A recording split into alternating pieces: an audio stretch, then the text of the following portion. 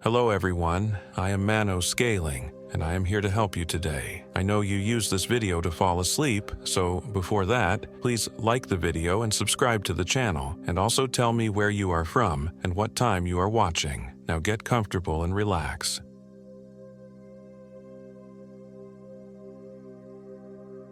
My name is James Anderson, and I am 29 years old. This happened in the Wacita Mountains of southeastern Oklahoma, in a place that doesn't appear on any modern map, a forgotten valley that the old-timers called Devil's Hollow. Michael Williams and I had been best friends since college, bonding over our shared love of the outdoors and our mutual need to escape the suffocating corporate world of Oklahoma City every few months. Mike was the eternal optimist, always finding silver linings in the darkest clouds, while I tended toward pragmatic pessimism. It was a balance that had served us well on countless hiking trips across the Southwest. This particular expedition had been Mike's idea, sparked by a conversation with his elderly neighbor, Mrs. Kowalski, who'd grown up in the southeastern counties before the oil boom drew everyone to the cities. She'd mentioned a hidden valley deep in the Wacita Range, accessible only by an old logging road that hadn't been maintained since the 1970s. According to her, the area contained pristine wilderness, untouched by modern development, with crystal-clear springs and game trails that predated European settlement. What she didn't mention, what I would later learn from yellowed newspaper clippings in the Wilburton Library, was that Devil's Hollow had a reputation among the local tribes. The Choctaw had considered it forbidden ground, a place where the boundary between worlds grew thin, where spirits walked freely among the living. Even the roughest loggers had refused to work there after dark, claiming tools went missing, men heard voices calling from the tree line, and some workers simply vanished without explanation. But on that crisp October morning as we loaded our gear into Mike's pickup truck, I knew none of this. All I knew was that I desperately needed 3 days away from client presentations, quarterly reports, and the soul-crushing monotony of office life. The autumn air carried the promise of perfect hiking weather, and Mike's enthusiasm was infectious as he chatted about photography opportunities and the potential for spotting elk. The drive to the trailhead took nearly 4 hours, the last 40 minutes on increasingly rough dirt roads that wound deeper into the mountains. Cell service had died somewhere around mile marker 15, but neither of us minded. This was exactly the kind of disconnection we craved. Mike played classic rock on an old CD player he'd installed specifically for these trips, windows down, singing along to Journey and Queen with the unself-conscious joy that made him such a good friend. The logging road Mrs. Kowalski had described was barely visible, marked only by 2 weathered posts and a rusted chain that had long since broken. We parked the truck at the road's end, where it simply stopped at the edge of a wall of pine and oak. According to our topographic map, the most recent we could find dated 1987, the valley lay approximately 3 miles southeast through unmarked terrain. Our gear was standard for a 3-day trip: lightweight tent, sleeping bags rated for October temperatures, water purification tablets, enough food for 4 days as a safety margin, first aid supplies, and my grandfather's compass that had never let me down. Mike carried his digital camera and 3 extra batteries, excited about capturing what he called virgin wilderness. The hike began pleasantly enough. The October forest was at its peak, a canopy of gold and crimson that filtered the afternoon sunlight into shifting patterns on the forest floor. We followed what appeared to be an old deer trail, marked occasionally by blazes cut into tree bark. Though these markings seemed oddly fresh for such remote country, after 2 hours of steady climbing, we crested a ridge and found ourselves looking down into Devil's Hollow. The valley was everything Mrs. Kowalski had promised, a perfect circle of meadowland surrounded by steep, forested slopes with a silver stream meandering through its center. But something about the place immediately felt wrong, though I couldn't articulate why. "Would you look at that?" Mike whispered, already reaching for his camera. "It's like something out of a fairy tale." I nodded, but my grandfather's compass was spinning wildly, the needle unable to find magnetic north. The silence was absolute. No bird songs, no insect buzz, no rustling of small animals in the underbrush. Even the wind seemed to die at the valley's edge, as if the air itself were holding its breath. We descended carefully, picking our way down the rocky slope as shadows began to lengthen.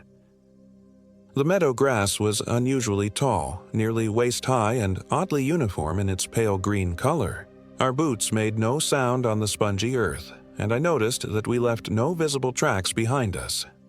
"Jim, look at this," Mike called from near the stream bank. When I joined him, he was kneeling beside what appeared to be a fire ring made of perfectly round stones. Somebody's been camping here recently. But the stones were too perfectly arranged, too clean. There were no scattered ashes, no scorch marks, no debris that would indicate recent use. Yet the grass around the ring was flattened in a perfect circle, as if something heavy had rested there. We set up camp about 50 yards upstream, in a small clearing that offered good drainage and protection from any potential weather. Mike insisted on taking dozens of photos as the sun set, capturing the way the last light painted the valley walls in shades of deep purple and gold. I gathered firewood from the edge of the meadow, noticing that many of the fallen branches were arranged in strange patterns, not random windfall, but deliberate constructions that reminded me of crude symbols. Our fire started easily, but burned with an odd blue-green flame that cast dancing shadows unlike anything I'd seen before. Mike blamed it on mineral content in the wood, but the flames moved wrong, seeming to bend toward us regardless of wind direction. We cooked dinner, freeze-dried pasta and canned chili, but the food tasted flat, flavorless, as if the valley itself was leaching away sensation. That first night, I dreamed of voices speaking in a language I almost understood. In the dream, figures moved just beyond the circle of firelight, tall and thin, with joints that bent in impossible directions. I woke several times, convinced I'd heard footsteps circling our tent, but Mike slept soundly, his breathing deep and regular. Morning brought thick fog that refused to burn off even as the sun climbed higher. The mist clung to the valley floor like a living thing, creating pockets of visibility that opened and closed without apparent cause. Mike seemed unaffected by the oppressive atmosphere, chatting excitedly about his photo plans while I struggled with a growing sense of unease. "I want to explore that stream," he announced over breakfast. "Follow it upstream, see where it comes from. There might be waterfalls back in those hills." I agreed reluctantly, though something in my gut screamed against splitting up. We decided Mike would follow the stream while I explored the valley's eastern rim, looking for game trails and photographic vantage points. We'd meet back at camp by mid-afternoon. I watched him disappear into the fog, his red jacket visible for a few moments before the mist swallowed him completely. Then I was alone in Devil's Hollow, and the silence became a weight pressing down on my shoulders. My exploration of the eastern rim proved futile. Every trail I found led to dead ends or simply vanished, as if the paths themselves were temporary things that existed only when observed. My compass spun uselessly, and the fog grew thicker as the day progressed, reducing visibility to mere yards. By noon, I was thoroughly lost. The valley that had seemed so small from above now felt endless, and every attempt to return to camp led me to unfamiliar terrain. I called out for Mike repeatedly, but my voice seemed to die just feet from my mouth, absorbed by the fog without echo. It was mid-afternoon when I finally stumbled back into our campsite, emerging from the mist like a ghost myself. Mike was already there, sitting motionless beside the cold remains of our morning fire. His back was to me, still wearing that red jacket, and for a moment I felt overwhelming relief. "Mike, thank God. I got completely turned around out there. This place is like a maze." He didn't respond or turn around. I approached slowly, my relief curdling into concern. "Mike, you okay, buddy?" When I circled around to face him, my blood turned to ice water. Mike was sitting perfectly upright, staring straight ahead with unblinking eyes. His face was pale, almost waxy and completely expressionless, but it was his smile that made my skin crawl, a wide, fixed grin that stretched his lips too far, revealing teeth that seemed too white, too sharp. "Mike?" I whispered, reaching out to touch his shoulder. At my touch, his head turned toward me with mechanical precision, the smile never wavering. His eyes were Mike's eyes, the same warm brown I'd known for years, but they held no recognition, no warmth, no life. They looked through me as if I were transparent. "I found something wonderful, Jim," he said in Mike's voice, but wrong somehow. Too rhythmic, like a recording played at slightly incorrect speed. "Deep in the hollow places, old friends waiting in the dark." "Mike, what happened to you? Where did you go?" His head tilted at an unnatural angle, studying me with those dead eyes. "I went down, down, down to where the roots drink from black water. They were so hungry, Jim. So very hungry, but they fed me such beautiful things." I backed away slowly, my hand moving instinctively to the knife on my belt. This thing wearing Mike's face and clothes wasn't my friend. Couldn't be. Mike would never sit so still, would never speak in that monotone cadence, would never smile like a rictus grin carved in flesh. "They're waiting for you, too," it continued, rising to its feet with fluid movements that contained too many joints. "Just follow the white stones down to the singing darkness. They have such gifts to share." I turned and ran. The fog seemed to pursue me as I crashed through the tall grass, heading for the valley's edge and the safety of higher ground. Behind me, I could hear Mike's voice calling, but the words weren't English anymore, guttural sounds that hurt my ears and made my teeth ache. I made it perhaps 100 yards before I tripped over something half hidden in the grass. As I fell, my hand closed around what felt like bone, smooth, white, and unmistakably human. All around me, scattered through the meadow like abandoned toys, were more bones. Skulls, rib cages, femurs bleached white by sun and time. Some were clearly human, others belonged to no creature I could identify. The fog parted for a moment, and I saw the truth of Devil's Hollow. The perfect meadow was a bone field, littered with the remains of countless victims.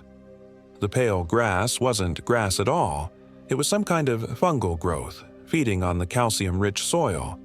And scattered among the bones were personal effects: backpacks, camping gear, clothes, watches, wedding rings. I scrambled to my feet and kept running, but the valley walls seemed to stretch away from me as I approached them. No matter how far I ran, the ridgeline remained impossibly distant. The fog grew thicker, and Mike's voice grew closer, calling my name in that horrible sing-song cadence. "Jim, Jim. Come back to the circle, Jim. They want to meet you. They want to show you the places between places." I could hear footsteps in the grass behind me, but they weren't the sound of boots on earth. They were wet, squelching sounds as if something was walking on too many legs through mud and decay. Panic gave way to desperate cunning. I dropped flat in the tall growth and crawled through the bone field, moving as quietly as possible toward what I hoped was the stream. If I could follow the water, it might lead me out of this nightmare valley. The creek was ice cold and ran red with some mineral deposit that stained the rocks like dried blood. I waded upstream, hoping the water would mask my scent and sound. The fog was so thick now that I could barely see my own hands, but I could hear Mike's voice echoing from all directions. "The deep ones remember when the world was young, Jim. Before the sun, before the moon, before the lying stars. They remember the true names of darkness, and they want to teach them to you." The voice was getting closer, and with it came a smell, the reek of standing water, rotting vegetation, and something else. Something like meat left too long in a warm place. I pressed myself against the creek bank, trying to become invisible, as the fog parted slightly. What I saw walking through the meadow wasn't Mike anymore, if it ever had been. The thing wore his clothes and roughly approximated his height and build, but its proportions were all wrong. Its arms hung too long, its fingers stretched into claw-like appendages, and its face, God, its face was still mostly Mike's, but stretched and distorted like a rubber mask pulled over something else entirely. It moved through the bone field with purpose, turning its head back and forth like a hunting dog following a scent trail. When it spoke, the voice came from somewhere other than its mouth, a ventriloquist's trick that made the words seem to originate from inside my own head. "I can smell your fear, Jim. It's like perfume to them. The sweeter your terror, the more tender your flesh becomes." I stayed frozen in the creek until the thing passed, then continued upstream as quietly as possible. The water grew shallower and colder as I climbed, and eventually I found its source, a small spring that bubbled up from between two moss-covered boulders. Beyond the spring, a narrow deer trail led up the valley wall. I abandoned the water and began climbing, my boots slipping on wet leaves and loose stone. Behind me, Mike's voice had stopped calling, but somehow that was worse than the taunting. Silence meant it was hunting now, using senses I couldn't understand to track me through the fog. The climb was brutal. My lungs burned in the thin air and my legs shook with exhaustion, but terror kept me moving. I could feel something following behind me, moving with impossible stealth through the forest. Occasionally, I caught glimpses of movement in my peripheral vision, shadows that moved wrong, shapes that didn't quite fit the natural contours of the woods. As I climbed higher, the fog began to thin, and I caught my first glimpse of clear sky in what felt like days. The sun was setting, painting the western horizon in shades of orange and red. I pushed harder, desperate to reach the ridge before full darkness fell. I made it just as the last light faded from the sky. The ridge offered a clear view back into Devil's Hollow, and what I saw made my knees buckle with relief and horror in equal measure. The fog was lifting, revealing the valley floor, and I could see shapes moving down there, dozens of them, pale and wrong, gathering around our abandoned campsite like mourners at a funeral. They weren't human. They had never been human. They walked upright but moved with the fluid grace of deep-sea creatures, their limbs bending in ways that defied anatomy. And among them, I could see the thing that had worn Mike's face, standing perfectly still in the center of the bone field. But it wasn't alone. As I watched in mounting horror, I saw other figures emerging from hidden places in the meadow, recent victims who had been changed, transformed into hollow vessels for ancient hungers. I recognized camping gear from different eras, a woman in hiking clothes from the 1990s, a man wearing a Park Service uniform that looked decades old, children in Boy Scout uniforms that belonged to another generation entirely. They were all staring up at me with empty eyes and impossible smiles. I ran then, crashing through the forest in blind panic, branches tearing at my clothes and face. I had no idea where I was going, only that I had to get away from Devil's Hollow and the things that dwelt there. My grandfather's compass was still spinning wildly, and the stars overhead seemed dim and distant, as if they were being slowly consumed by some cosmic darkness. I stumbled through the night, following game trails and old logging roads by feel and instinct. Every shadow might hide one of those creatures, every sound might herald their approach. But gradually, as the miles passed, the oppressive atmosphere began to lift. The air smelled cleaner, the darkness felt less absolute, and my compass needle finally found north again. Dawn found me collapsed beside a Forest Service road, my clothes torn, my body covered in scratches and bruises. A ranger patrol found me there 3 hours later, delirious with exhaustion and exposure. I tried to tell them about Mike, about Devil's Hollow, about the things in the fog, but they just assumed I was suffering from dehydration and hypothermia. The official report listed Michael Williams as missing in a hiking accident. Search teams found his truck at the end of the logging road, our planned route marked on his map, but they never found the valley itself. According to the Forest Service, there was no place called Devil's Hollow in their jurisdiction. The old topographic maps I'd consulted had somehow vanished from the county library, and Mrs. Kowalski claimed to have no memory of our conversation about hidden valleys. But I know what I saw. I know what happened to Mike in that cursed place. Sometimes, late at night, I still hear his voice calling my name from dark corners of my apartment. I see his face in crowds, always smiling that horrible, empty smile. And I know that someday those things will come looking for the one who got away. I've moved 3 times since that October weekend, always to cities, always to places with bright lights and crowds of people. I avoid wilderness areas, camping stores, anything that reminds me of the outdoors. My friends think I've had some kind of breakdown, trading my love of nature for an inexplicable case of agoraphobia. They're not entirely wrong, really, but what they don't understand is that some places should remain unexplored, some hungers should never be fed, and some friends are better left lost than found. In Devil's Hollow, something ancient and patient waits in the bone-white grass, wearing familiar faces and speaking with loved voices, calling to the living from places where death is just the first course of a much longer meal. The fog is lifting now, and I can see them moving in the distance, those pale shapes that hunt between worlds. They're getting closer to the cities, closer to the light, and sometimes when the wind blows just right, I can smell that terrible sweet scent of decay and fungal growth, reminding me that no matter how far I run, Devil's Hollow remembers me. The creature that wore Mike's face is still out there, still waiting, still hungry, and one day, when my guard is down and my fear has faded to manageable levels, it will come for me with that perfect, horrible smile, ready to show me the wonderful things it learned in the deep places beneath the earth.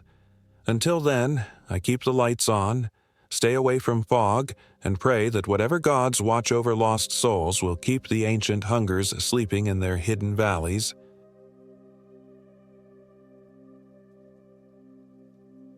My name is Michael Williams, and I am 24 years old.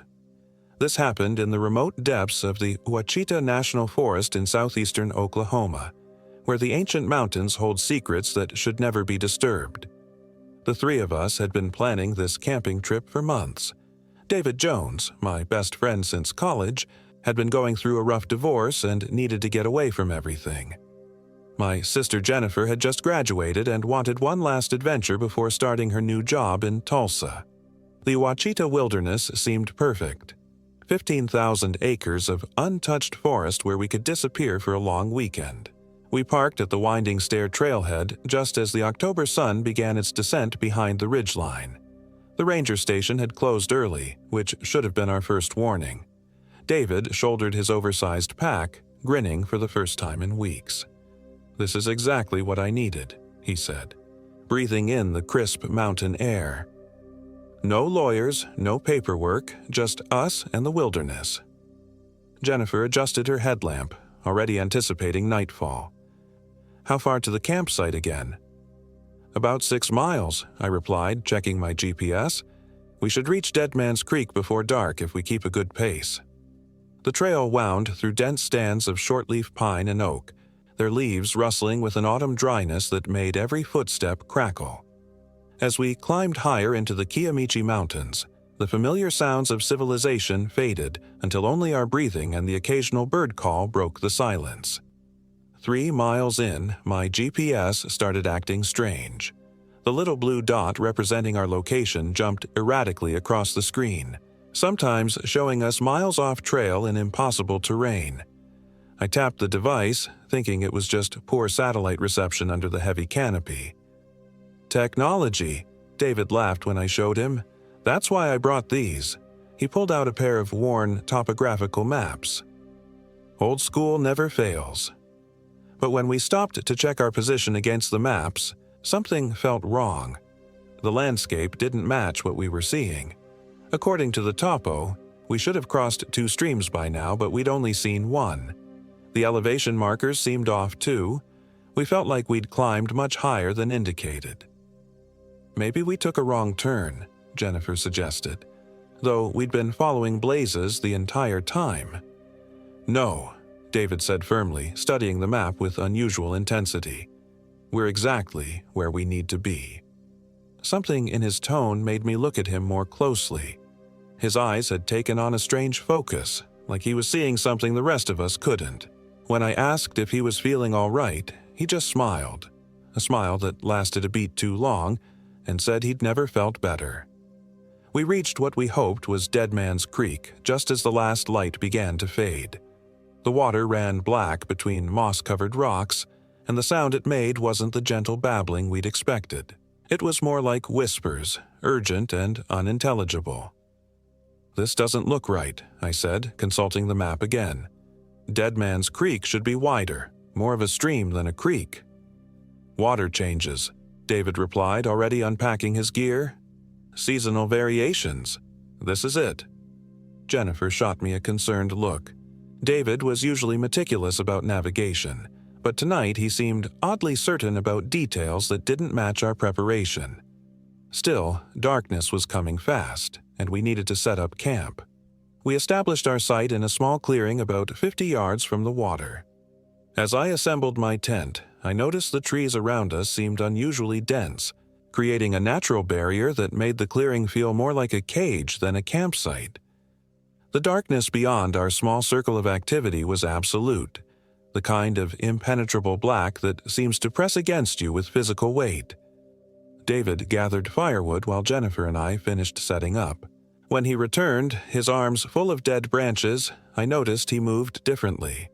His usual easy gait had become more deliberate, predatory almost, and his smile, that same too long smile from earlier. "Found plenty of dry wood," he announced, dropping the branches in our fire ring. "The forest is full of dead things." The fire took longer to start than it should have. Even with good kindling and dry wood, the flames kept guttering out. When we finally got it going, the fire burned with an odd bluish tint that cast everything in sickly, unnatural light. "Weird," Jennifer muttered, holding her hands toward the flames. "Must be something in the wood." "Copper content in the soil," David explained with authority that seemed out of place. "Makes the fire burn different colors." I'd camped these mountains before and never seen anything like it, but I didn't argue.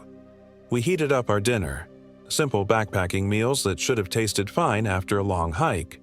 Instead, everything had a metallic tang, like we were eating with dirty spoons. As we ate, David told stories about the mountains. Local legends he claimed to have researched before our trip, though I didn't remember him mentioning any research. He spoke of native tribes who'd abandoned these particular peaks centuries ago, calling them cursed, of early settlers who'd disappeared without trace, of modern hikers who'd been found weeks later, alive but changed, speaking in tongues and eating things they shouldn't eat. "That's cheerful campfire talk," Jennifer said with forced lightness. David's eyes reflected the firelight as he looked at her. "The mountains have their own rules. People who don't respect them, well, they learn." A branch snapped somewhere in the darkness beyond our fire. We all turned toward the sound, but the blackness was so complete it might as well have been a solid wall. David didn't seem concerned. If anything, he looked expectant. "Probably just settling wood," I suggested, though the sound had been too sharp, too deliberate. "Probably," David agreed, but his smile suggested he knew exactly what had made the noise. I volunteered for first watch, partly because I was too unsettled to sleep, partly because David's behavior was becoming increasingly strange. As Jennifer retreated to her tent and David to his, I fed more wood to our struggling fire and tried to shake the feeling that we were being observed. The darkness beyond our camp wasn't just absence of light. It was presence of something else, something that watched and waited and breathed just outside the reach of our flames. Every time I looked directly into the tree line, I felt the weight of unseen eyes. But when I turned my head, peripheral vision caught movement that vanished when confronted directly. Around midnight, I heard David's tent zipper. He emerged silently, moving with that same predatory grace I'd noticed earlier. Instead of acknowledging me, he walked straight toward the tree line. "Where are you going?" I whispered. He paused without turning around. "Just need to take a leak." But he didn't head toward our designated bathroom area. He walked directly into the densest part of the forest, disappearing into the darkness without so much as a flashlight. I waited for the sound of him relieving himself, but heard nothing. No rustling branches, no footsteps, no human sounds at all. 10 minutes passed, then 20. The fire began to die despite my efforts to maintain it, as if something was actively sucking the life from the flames. The whispers from the creek grew louder, more distinct, though I still couldn't make out words. When David finally returned, he moved like smoke, materializing from the darkness so suddenly I jerked backward. His clothes were dirty and there were scratches on his arms, but he showed no awareness of either condition. Feel better?" I asked.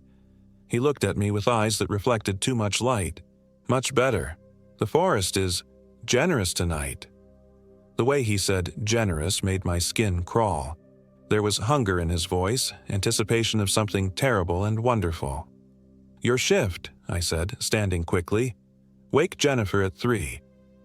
In my tent, I lay awake listening to David's movements around the camp. He wasn't maintaining the fire. I could see the light fading through my tent wall. Instead, he seemed to be walking circles around our campsite, his footsteps creating a ritual pattern that made no logical sense. Sleep, when it finally came, brought dreams of being watched, of something large and patient moving just beyond sight, of David's face, but wrong somehow, with too many teeth and eyes that held ancient hunger. I woke to Jennifer shaking my shoulder. Pale morning light filtered through the tent and I could hear birds singing, normal forest sounds that seemed miraculous after the oppressive silence of night. "Michael, wake up! Something's wrong with David." I crawled out of my sleeping bag and followed her outside. David sat by the dead fire staring into the cold ashes with unnatural stillness. He hadn't changed clothes, and the scratches on his arms looked deeper in daylight like claw marks. "David?" I called softly. He turned toward us and I had to suppress a gasp. His face was gaunt, as if he'd lost 20 pounds overnight. His eyes were bloodshot and dilated, pupils so large they nearly swallowed the iris. But most disturbing was his smile, a constant, empty expression that never wavered. "Good morning," he said pleasantly. "I hope you slept well. I didn't sleep at all." "Are you feeling all right?" Jennifer asked. "You look—" "I feel perfect," David interrupted. "Better than perfect. I feel aware." He stood with fluid motion that seemed wrong for his lanky frame. "We should break camp. There are places I want to show you. Special places." "David, we plan to spend another night here," I reminded him. "Remember? 3 days total?" Plans change. His smile never flickered.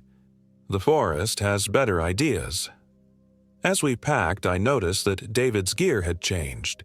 His sleeping bag was bundled differently, secured with knots I'd never seen him use. His backpack looked fuller, though he claimed to have eaten his usual breakfast. And there was a smell around him, earthy and organic, like decay and wet leaves. Jennifer caught my eye while David was loading his pack. Her expression matched my growing concern. Something fundamental had shifted in our friend, and we both felt it. The trail David led us on wasn't the trail we'd come in on. When I pointed this out, he insisted we were simply taking a more scenic route back to the car. But according to my compass, we were heading deeper into the wilderness, not toward civilization. "Trust me," David said when I showed him the compass. "Instruments lie. The forest knows the way." We hiked for hours through terrain that grew increasingly unfamiliar. The trees seemed older here, massive specimens that must have been growing for centuries. The underbrush was thicker, forcing us to push through tangles of thorns and vines that seemed designed to trap rather than simply grow. Jennifer had grown quiet, responding to David's attempts at conversation with monosyllables. I could see the fear building in her eyes, the same fear that was building in mine. This wasn't our friend. This was something wearing his face. When we stopped for lunch, David produced food from his pack that he couldn't have been carrying the day before. Dried meat in strips that looked almost black with a smell that made my stomach turn. He ate it with obvious relish while Jennifer and I forced down energy bars. "Where did you get that?" I asked. "Found it," David replied, tearing off another piece with his teeth. "The forest provides." After lunch, he led us further into the wilderness. The GPS on my phone showed nothing but blank space. We'd apparently hiked beyond the mapped areas. My compass spun wildly, unable to find magnetic north. Even our topographical maps seemed useless. The terrain we were crossing simply didn't exist on paper. "David, we need to turn back," I said firmly. "We're lost." He turned that constant smile on me. "We're not lost. We're exactly where we're supposed to be." "This is insane," Jennifer burst out. "You're acting like a completely different person. What happened to you last night?" David's smile finally changed, becoming something predatory and terrible. "I met someone who's been waiting a very long time for visitors." The temperature seemed to drop 10 degrees. Birds stopped singing. Even the wind through the trees died to nothing, leaving us in supernatural stillness. "Someone," I managed. "She's old," David continued, his voice taking on a dreamy quality. "Older than the mountains, older than the trees. She's been sleeping in the deep places, but she's hungry now. So very hungry." Jennifer grabbed my arm. "We're leaving, now." David stepped in front of us with inhuman speed. "You can't leave. She's expecting you." That's when I saw the changes that daylight had hidden. David's fingernails had grown into something resembling claws. His canine teeth were longer, sharper, and his eyes, those dilated pupils, weren't just dark, they were empty, like looking into deep caves. "You're not David," Jennifer whispered. "I'm more David than David ever was," he replied. "I'm what David was meant to become." I pulled out my knife, a simple camping blade that felt pathetically inadequate. "Stay back," David laughed, a sound like breaking glass. "You think that will help? You think any of your tools matter here?" He gestured to the forest around us.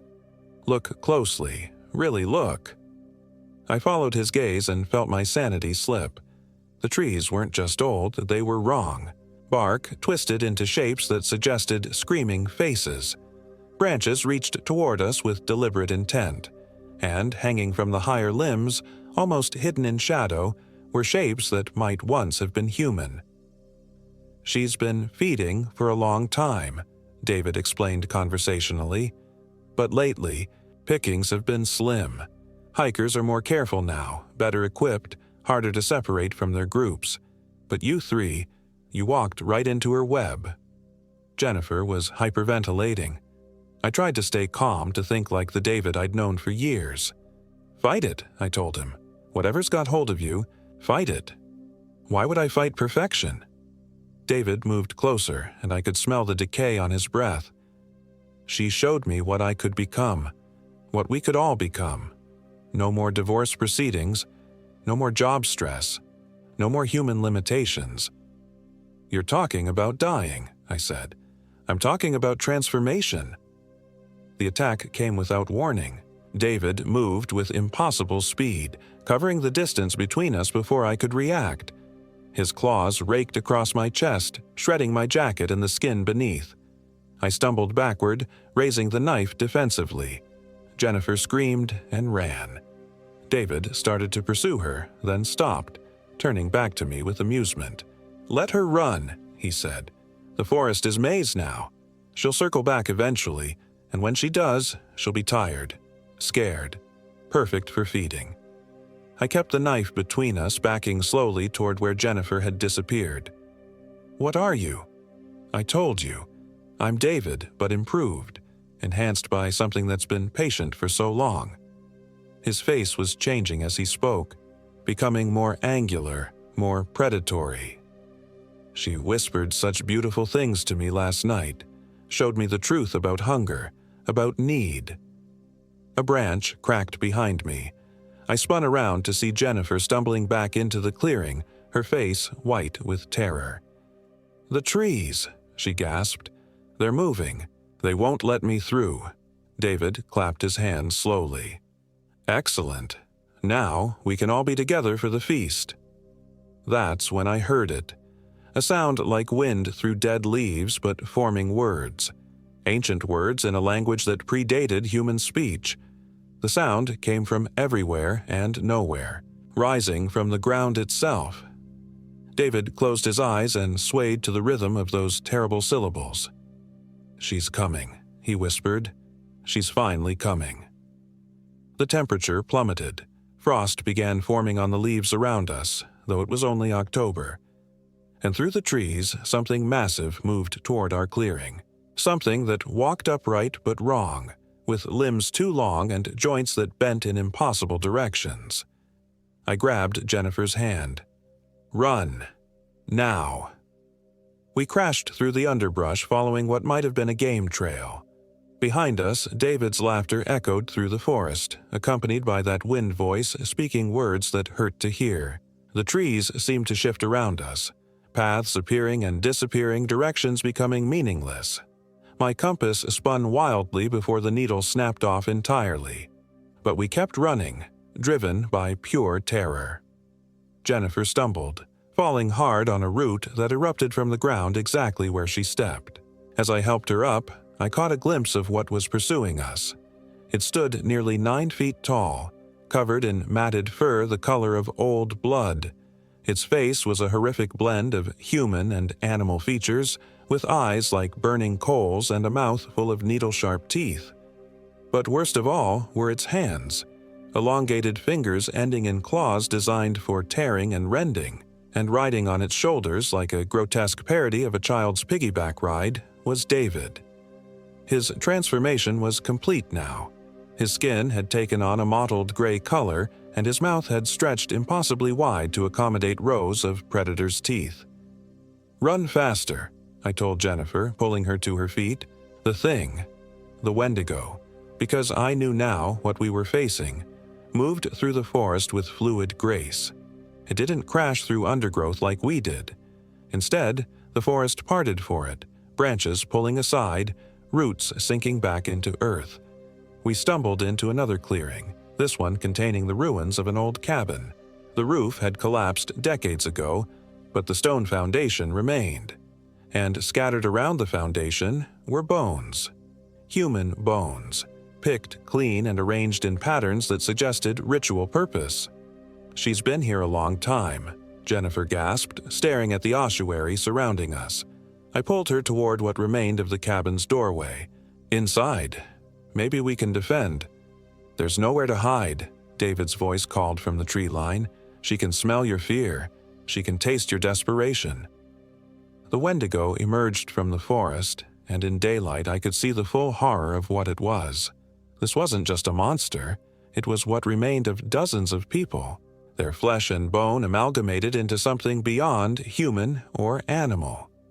Each of its claws bore fragments of wedding rings, watches, hiking gear from victims stretching back generations. "She's beautiful, isn't she?" David asked, sliding down from the creature's shoulders. All that hunger, all that need, focused into perfect predatory form. The Wendigo spoke then, its voice like grinding stone. "I have been patient, I have been careful, but the deep cold is coming again, and I must feed." Jennifer clutched my arm. "Michael, what do we do?" Before I could answer, the Wendigo moved. One massive hand swept toward us, claws extended. I pushed Jennifer aside and felt burning pain across my back as the claws found their mark. But the pain brought clarity. This thing, whatever it was, could be hurt. It had physical form, which meant it had physical limitations. I pulled the emergency flare from my pack and struck it. Brilliant red light flooded the clearing, and the Wendigo shrieked, covering its eyes. The light seemed to cause it actual pain, steam rising from its fur where the illumination touched. "The light!" I shouted to Jennifer. "It doesn't like the light." She fumbled for her own emergency flare while I waved mine like a weapon. The Wendigo backed away, hissing. David tried to approach us, but the flare's glow made him stumble and shield his face. "Clever," the Wendigo growled. but temporary. Your little fires will not burn forever."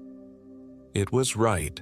Emergency flares only lasted 15 minutes, and we had just 2 of them. But 15 minutes might be enough to reach the trail, to get back to areas where people actually hiked. We backed out of the clearing, keeping the flare between us and our pursuers. The Wendigo followed, staying just outside the circle of light, while David scuttled alongside it like a faithful pet. The terrain began to look familiar. A rock formation I remembered from our hike-in, a distinctive dead tree, the remains of an old trail marker. We were getting close to the main trail. That's when my flare began to sputter. "Light the other one," I told Jennifer urgently. She struck her flare just as mine died. The red glow continued, but I could see in her eyes the same thought I was having. What happened when this one burned out? The Wendigo seemed to sense our desperation. It moved closer, just at the edge of the light, its massive form casting impossible shadows. "You cannot run forever," it said, "and I have been patient for so long. A few more minutes changes nothing." But a few minutes did change something. We reached the main trail just as Jennifer's flare began to fade.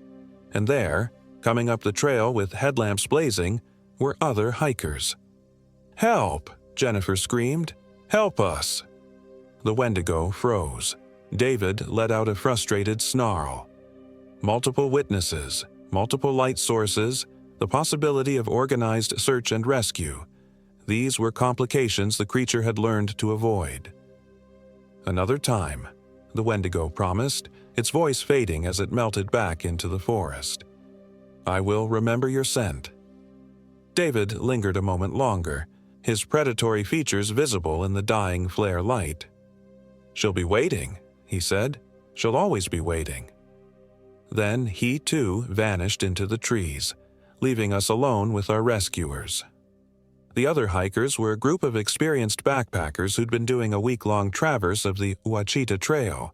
They took one look at our condition, scratched, bleeding, terrified, and immediately began administering first aid while calling for emergency evacuation on their satellite communicator.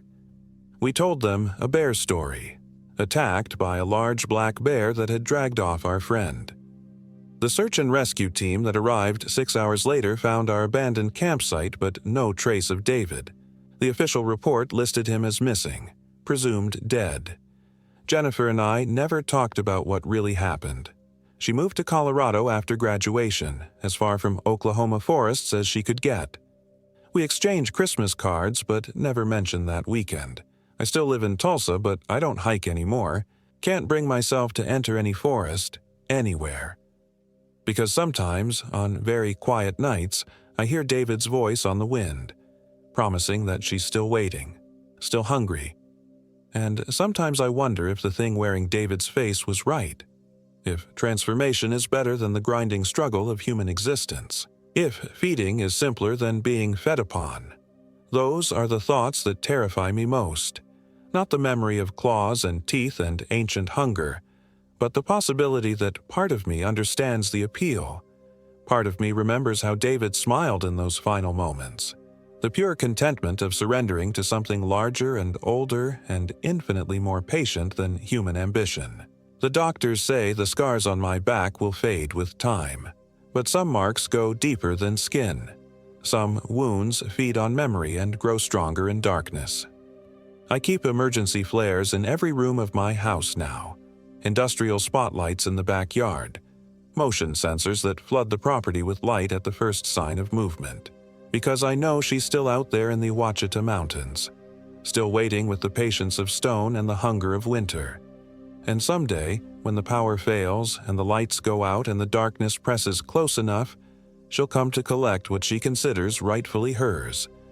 The invitation I accepted when I walked into her forest that October weekend, the debt I incurred by escaping when so many others haven't. She'll come for me eventually. The Wendigo always collects what she's owed, and part of me, the part that remembers David's final smile, will be ready to pay.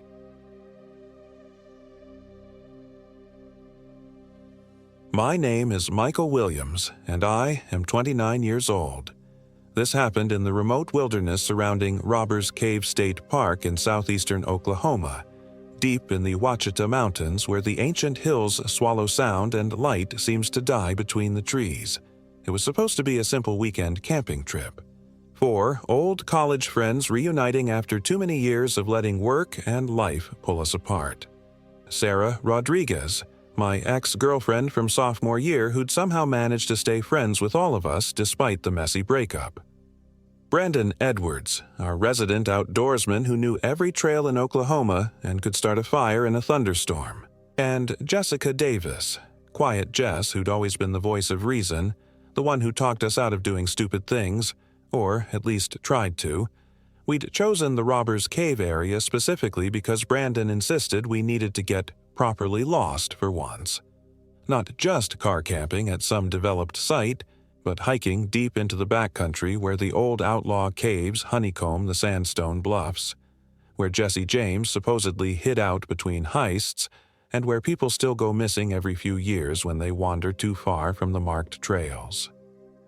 "Trust me," Brandon had said over beers 3 weeks earlier, spreading a topographical map across the sticky table at O'Malley's.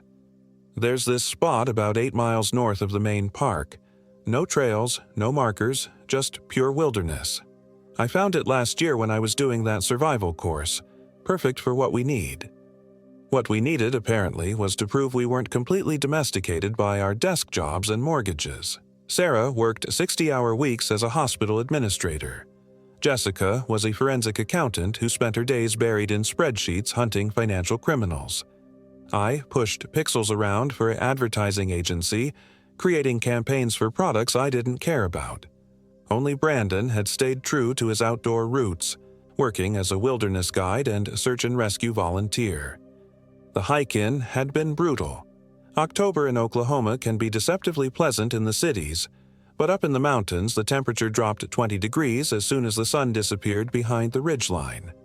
We'd started late. Sarah's flight from Dallas was delayed, and by the time we'd loaded our packs and hit the trailhead, it was already past 3 in the afternoon. Brandon led us up what might generously be called a deer path, winding through dense stands of oak and hickory already turning autumn gold. The leaves were thick enough underfoot that our steps made no sound, which should have been peaceful but somehow felt wrong, like we were intruding somewhere we shouldn't be. "How much further?" Jessica asked after we'd been climbing for 2 hours.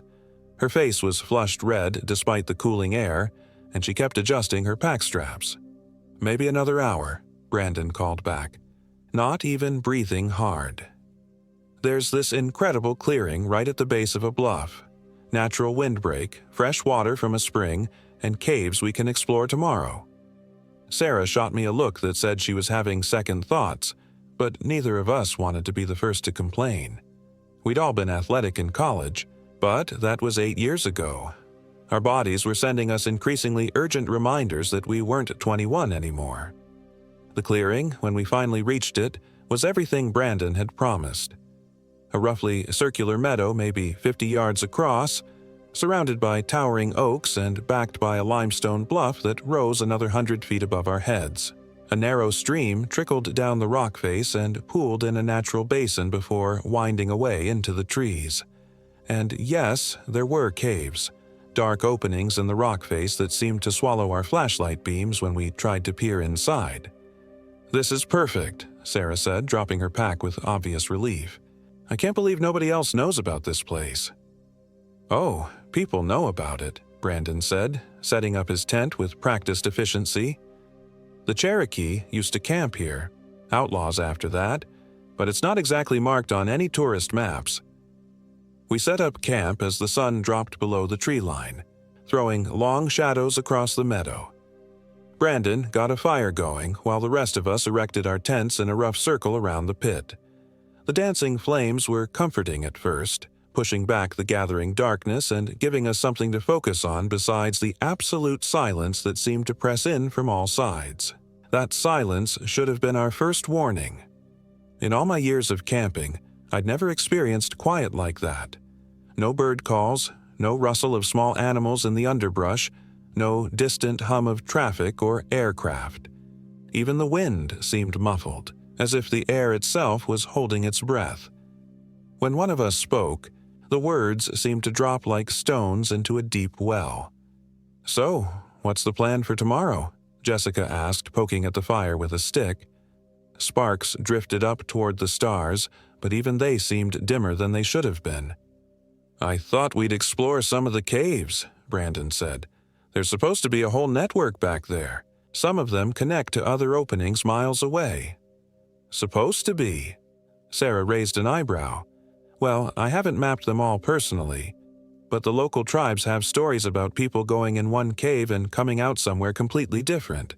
Could just be folklore, but you want to find out," I finished. Brandon grinned. "Come on, when are we going to get another chance like this? How often do the four of us get to do something actually adventurous?" The conversation drifted after that, covering familiar ground: work, relationships, mutual friends, shared memories from college. Normal catching-up stuff, but underneath it all, I couldn't shake the feeling that something was watching us from the tree line. Every time I looked up from the fire, the darkness between the trees seemed to shift and move, shadows sliding in ways that didn't match the flickering flames. Around 11, Jessica announced she was turning in. Sarah followed a few minutes later, leaving Brandon and me to tend the fire. "Weird place," I said, feeding another log to the flames. "Weird how?" "Just quiet. Really quiet." Brandon nodded slowly. "Yeah, I noticed that too. Wasn't like this when I was here before. There were owls, coyotes, the usual night sounds." He poked at the fire, sending up another shower of sparks. "Maybe it's the weather. Animals can sense changes coming." We sat in comfortable silence for another half hour, watching the fire burn down to coals. Finally, Brandon banked it properly and we headed to our respective tents. I could hear the others moving around in their sleeping bags, the soft whisper of nylon against nylon, and then everything went quiet again. I lay awake for a long time, listening to that oppressive silence and trying to convince myself it was normal. Eventually, exhaustion won out, and I drifted off to an uneasy sleep filled with dreams of dark passages and whispered voices I couldn't quite understand. I woke to Jessica screaming. The sound cut through the pre-dawn darkness like a blade, high and terrified and utterly unlike Jess, who was the most level-headed person I knew. I was out of my sleeping bag and unzipping my tent before I was fully conscious, stumbling into the gray half-light of early morning. Jessica stood in the middle of our campsite, still in her pajamas, pointing at something with a shaking hand. Following her gaze, I saw what had set her off. Sarah's tent was empty. Not just empty, the sleeping bag was unzipped from the inside, lying open and tangled as if she'd left in a hurry. But there were no footprints around the tent, no disturbed earth, no sign of struggle. "She's gone," Jessica whispered. I got up to use the bathroom and saw her tent was open. I called her name, but Brandon emerged from his tent, instantly alert. "How long ago?" "I don't know, maybe 20 minutes. I looked around for a bit before I screamed." We searched the clearing systematically, calling Sarah's name and looking for any trace of where she might have gone. The stream, the tree line, even the cave openings. Nothing. It was as if she'd simply vanished. "Her boots are gone," I said, checking inside her tent, "and her jacket. She must have gotten up and wandered off for some reason." "Sarah doesn't wander," Jessica said firmly. "She's not impulsive like that. If she was going somewhere, she would have told one of us." Brandon was studying the ground around the tent with the focused intensity of someone who'd done search and rescue work. "No tracks leading away. But the ground's pretty hard here. Might not show much." "So what do we do?" I asked. "We spread out and search. She can't have gone far on foot, especially in the dark. Jess, you take the south side of the clearing. Mike, you go east toward that ridge. I'll check the caves. Maybe she was curious and went exploring." "Shouldn't we stay together?" Jessica asked. "We'll cover more ground this way. Nobody goes more than 100 yards from camp and we regroup in 30 minutes. If we don't find anything, we hike out and get help." It sounded reasonable, But as I made my way into the trees east of camp, every instinct I had was screaming that we should stick together. The forest felt different in the morning light. Not welcoming or peaceful, but watchful. Malevolent, even. The silence was even more pronounced than it had been the night before, as if every living thing had fled the area. I called Sarah's name every few steps, my voice echoing strangely among the trees. Once I thought I heard an answer, a faint call from deeper in the woods, but when I stopped to listen, there was nothing but that oppressive quiet. 20 minutes into the search, I heard Brandon shouting from the direction of the caves. Jessica and I converged on his position to find him standing at the mouth of the largest opening, his face pale. "I found her jacket," he said, holding up Sarah's distinctive red windbreaker. It was about 50 feet back in the cave, just lying on the ground. 50 feet? Jessica grabbed the jacket, examining it closely. Why would she take it off? It was cold last night. Maybe she got claustrophobic and had to get out fast, I suggested, but even as I said it, the explanation felt wrong. Sarah wasn't afraid of enclosed spaces. She'd crawled through the maintenance tunnels under our dorm building during a fire drill, for Christ's sake. "We need to go in after her," Brandon said. "She could be hurt, lost in there." "Or she could have come out a different opening," Jessica pointed out. "You said these caves connect to other exits, right?" "Some of them might, but this jacket, it wasn't here yesterday when I scouted the area. She was definitely in this cave." The opening yawned before us like a mouth, maybe 8 feet wide and just tall enough to walk through upright. Beyond the reach of our flashlights, it disappeared into absolute darkness. The air flowing out of it was cold and stale, carrying an odd smell, not quite decay, but something organic and unpleasant. "I don't like this," Jessica said. "We should hike out and get help.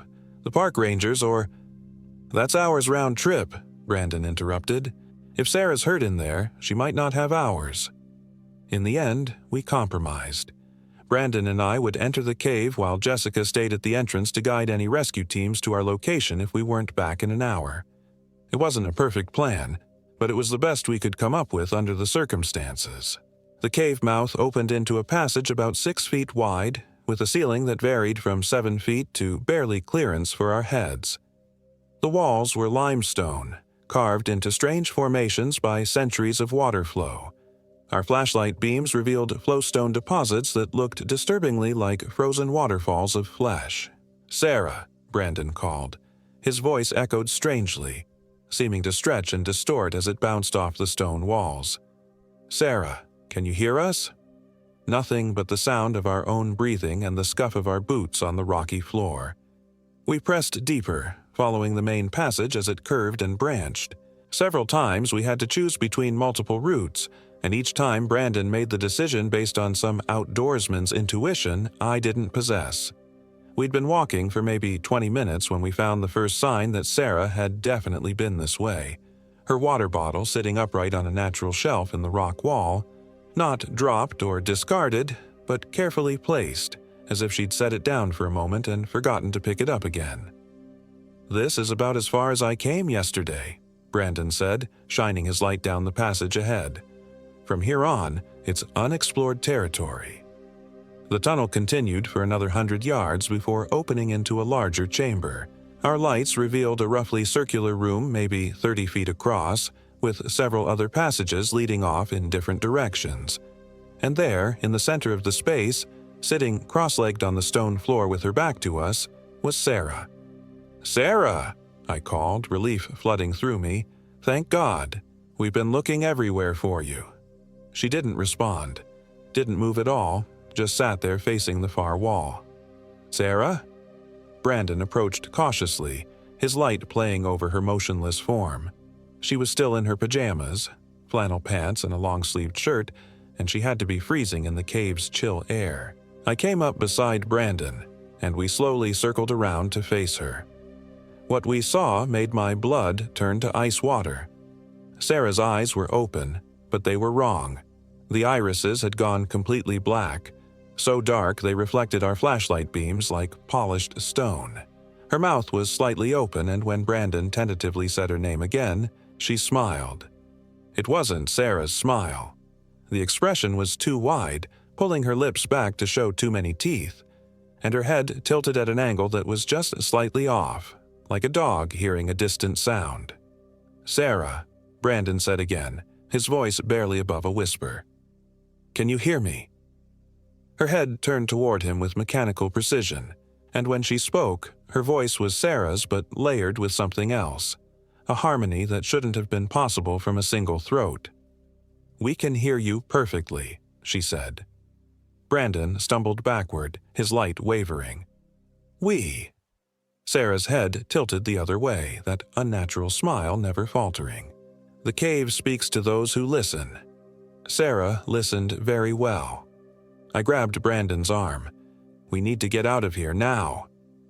But Sarah was already standing, her movements fluid and wrong, too graceful, like she was floating just slightly above the ground. "You shouldn't leave so soon," she said, taking a step toward us. "The cave has so much to show you. Sarah is learning such wonderful things." "What did you do to her?" Brandon demanded, but I was already backing toward the passage we'd come from. "We didn't do anything," Sarah replied, and now there was definitely more than one voice speaking through her mouth. "We simply invited her to see. The same invitation we extend to you." The temperature in the chamber plummeted. Our breath began to mist, and ice crystals started forming on the cave walls. Sarah took another step toward us, and in the wavering flashlight beam I could see that her feet weren't quite touching the ground. We ran. Behind us, Sarah's laughter echoed through the stone passages. Multiple voices layered together in a harmony that made my teeth ache. We sprinted through the twisting corridors, Brandon leading the way back toward the entrance, our lights dancing wildly over the limestone walls. Somewhere behind us, footsteps followed. Not running, walking with measured, deliberate pace, and with each step that terrible laughter grew closer. We burst out of the cave mouth into blessed daylight to find Jessica pacing anxiously beside our packs. "Did you find her?" she asked, then saw our faces. "What happened?" "Sarah's in there," I gasped, bent over with my hands on my knees. "But she's not Sarah anymore." "What does that mean?" Brandon was already shouldering his pack. "It means we need to get out of here now. Pack everything, we're leaving." "But Sarah is not coming with us," I said firmly. "Trust me on this, Jess. Whatever's in that cave, it's not our friend anymore." Jessica looked between us, clearly struggling to understand. "You're not making sense. People don't just stop being people." That's when Sarah emerged from the cave. She walked out into the sunlight with that same unnatural grace, still wearing her pajamas, still smiling that too wide smile. In the daylight, her transformed appearance was even more disturbing. Her skin had taken on a grayish pallor, and dark veins were visible beneath the surface like ink spreading through water. "Hello, Jessica," she said in her chorus of voices. "We've been waiting for you." Jessica screamed.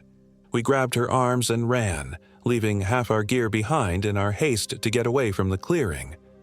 Behind us, Sarah's laughter followed, but mercifully, she didn't pursue. When I risked a glance back, she was standing motionless at the cave mouth, watching us with those black, reflective eyes. The hike out was a nightmare of wrong turns and panicked navigation. Without Brandon's careful route finding on the way in, we struggled to follow our own trail through the dense forest. Every sound made us jump. The snap of a twig, the rustle of leaves in the wind that had mysteriously returned. And always, just at the edge of hearing, there was the sound of footsteps following us. It took 6 hours to reach the trailhead, and by then, Jessica was in shock. She kept asking what had happened to Sarah, demanding explanations we couldn't give. How do you tell someone that their friend has been possessed by something ancient and malevolent? How do you explain that the person they care about is gone, replaced by something wearing her face? We drove straight to the nearest town, a place called Wilburton, and found the local sheriff's office. Deputy Charlie Hendricks was a weathered man in his 50s who listened to our story with the patient expression of someone who'd heard every crazy tale the mountains could produce. "So, you're telling me your friend went into Dead Man's Cave and came out possessed?" he said, leaning back in his creaky office chair. "Dead Man's Cave?" Brandon asked. "That's what the locals call that whole area. Been places back there where people go missing regular-like.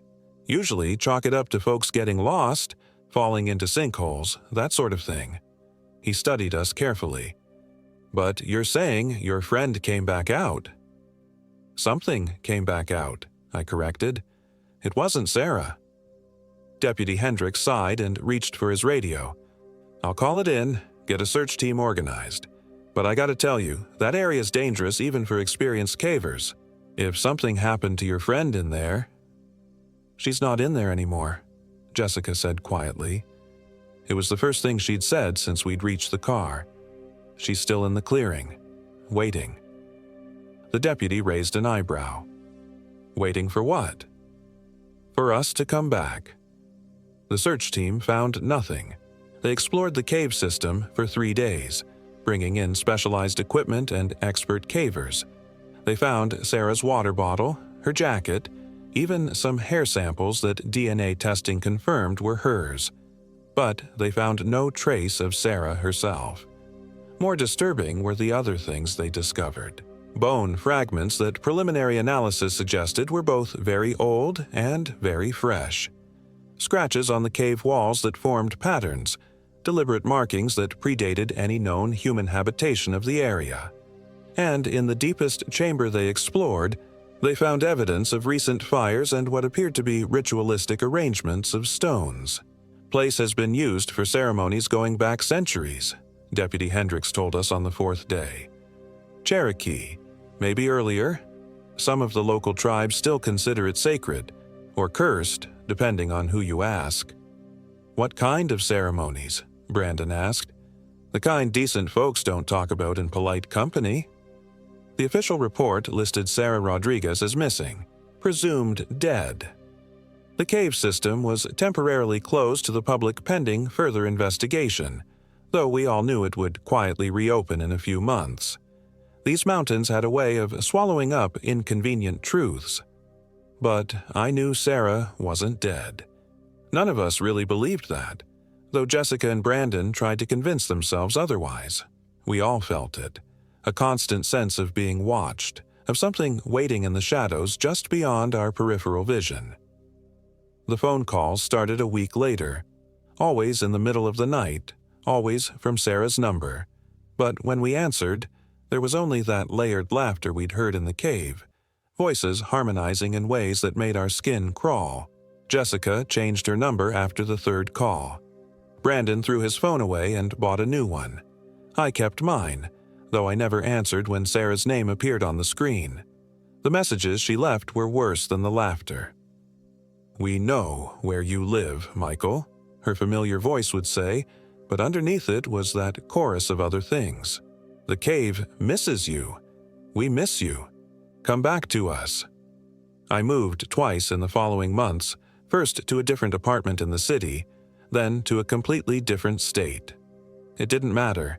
Sarah always found my new number within days. Jessica had a breakdown 6 months later. I found out through mutual friends she'd been found wandering around the Wacita Mountains in her pajamas, claiming she was looking for Sarah. She spent 2 weeks in a psychiatric facility and refused to see any of us when she got out. Brandon lasted almost a year before he disappeared. I got the call from his sister on a rainy Tuesday in September. He'd gone on what he'd told his family was a routine solo camping trip and never came back. They found his truck at a trailhead about 50 miles from Robbers Cave State Park. His tent was set up properly, his gear was all accounted for, but Brandon was gone. The search teams never found a body, but I knew where he was. I knew where they all were. That night, my phone rang at 3 a.m. Sarah's number, as always, but this time when I answered, because I finally had to know for sure, I heard Brandon's voice mixed in with the chorus. "The cave has so many friends now, Mike," they said together. "Sarah and Brandon and Jessica. We're all here, waiting for you." "Jessica," I whispered, "but she's alive. She's in treatment." "Jessica came home 3 days ago," the voices sang. "She remembered how much she missed us. Now we're all together again, just like old times." I hung up and immediately called Jessica's apartment. The line rang and rang with no answer. The next morning, I drove to her building. The super let me into her apartment after I explained she was a friend and I was worried about her. The place was empty, but not abandoned. Her clothes were still in the dresser, her toothbrush still in the bathroom. But Jessica was gone. On her kitchen table was a map with a route highlighted in red marker. It led back to the Wacita Mountains, back to the remote area where we'd made camp that October weekend. Written in Jessica's careful handwriting was a note, "Coming home." That was 3 months ago. The phone calls have stopped, which somehow makes everything worse. For over a year, I'd lived with the constant reminder that my friends were still out there somewhere, changed but present. Now there's only silence and the terrible certainty that they're no longer trying to contact me. They're waiting. I've tried to move on, tried to convince myself that it was all some kind of shared psychotic episode brought on by stress and guilt. But deep down, I know the truth. Something ancient lives in those caves, something that collects people and changes them, makes them part of itself while leaving just enough of their original personality to lure in more victims. My friends aren't dead.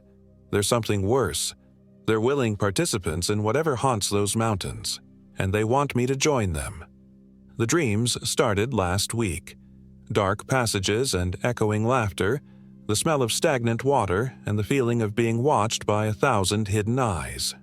In the dreams, I walk willingly into the cave mouth, following voices I recognize, following friends who smile too wide and speak in harmonies that shouldn't be possible. I wake up every morning to find dirt under my fingernails and mud on my shoes, though I live in a third-floor apartment and haven't been outside. Yesterday, I found a Wacita Mountains road map in my jacket pocket, with a route marked in red ink I don't remember drawing. The worst part is that I want to go. Part of me, a growing part, misses my friends with an intensity that's becoming impossible to ignore. The rational part of my mind knows it's not really them anymore, but the lonely part doesn't care. The isolated part that spent 18 months running from shadows is tired of being afraid. Tonight, the dreams were different. Instead of wandering dark passages, I found myself in that circular chamber where we'd discovered Sarah. But now, all 3 of them were there. Sarah and Brandon and Jessica, sitting in a circle in the center of the room. They turned to look at me with their black, reflective eyes and smiled their 2 wide smiles. "We saved you a place," Sarah said. "Right here with us," Brandon added. "Forever," Jessica whispered. I woke up with the taste of limestone dust in my mouth and the absolute certainty that tonight is the night. I can feel them calling to me, pulling at something deep inside my chest. The loneliness is eating me alive, and the promise of being reunited with my friends, even changed friends, is becoming impossible to resist. I'm writing this because I need someone to know what really happened in those mountains. If they find this letter and find me missing, don't send search teams into the caves. Don't try to rescue me. Some doors, once opened, can never be closed again. The map is already spread out on my kitchen table, the route highlighted in red. My car keys are in my hand. In a few hours, I'll be driving east toward Oklahoma, toward the Wacita Mountains, toward the place where my friends are waiting. I know it's not really them anymore. I know whatever speaks through their mouths is something alien and hungry and ancient beyond human understanding. But they're all I have left, and the promise of never being alone again is worth any price, even if that price is my humanity. The cave is calling.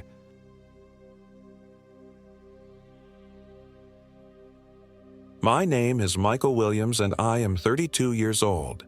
This happened in the remote depths of the Kiamichi Mountains in southeastern Oklahoma, where the ancient Wacita forest stretches endlessly into darkness, and where something far older than human civilization still hunts.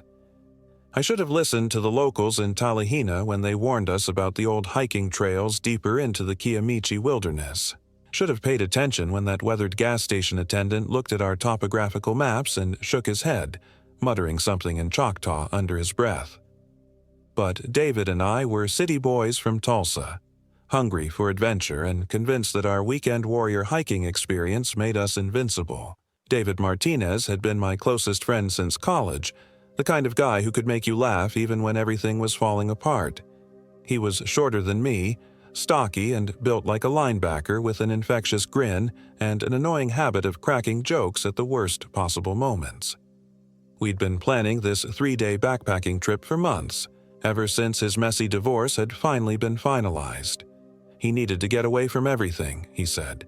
Needed to clear his head in the wilderness. "Come on, Mike," he'd said over beers at our usual dive bar in Tulsa. 3 days in the middle of nowhere. No cell service, no ex-wives, no lawyers. Just us, the forest, and whatever cheap whiskey we can smuggle in our packs. Looking back now, as I sit in this hospital bed with my left hand still wrapped in bandages and the taste of terror permanently etched into my memory, I realize that David was already changing before we even reached the trailhead. Little things that I dismissed at the time. The way he'd gone quiet during the 2-hour drive south, staring out the passenger window with an intensity that seemed almost hungry. How he'd barely touched his food at the diner in Clayton, just pushed the scrambled eggs around his plate while his eyes kept darting to the windows, as if he was watching for something in the surrounding hills. We parked at the end of Forest Service Road 6032, a narrow dirt track that wound deep into the heart of the Wacita National Forest. The trailhead was nothing more than a rusted metal sign and a narrow path disappearing into the dense canopy of oak, hickory, and pine. The October air was crisp and clean, tinged with the earthy smell of decomposing leaves and the faint musk of animal activity. It should have been perfect. "This is it, buddy," David said as we shouldered our packs. His voice had a strange quality to it, like he was forcing enthusiasm. 3 days of pure freedom. The first sign that something was wrong came about 2 miles in. We'd been following what the map indicated was a well-maintained trail, but the path kept growing fainter, the blazes on the trees older and more weathered than they should have been.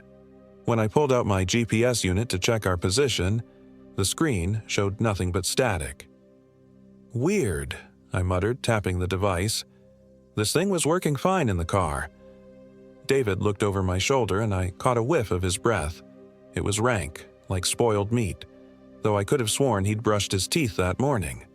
"Maybe we're too deep in the forest," he said. "You know how these mountains can mess with signals." I nodded, though something about his explanation felt off. The Kiamichi Mountains weren't that tall, barely reaching 2,500 feet at their highest peaks. GPS should have worked fine.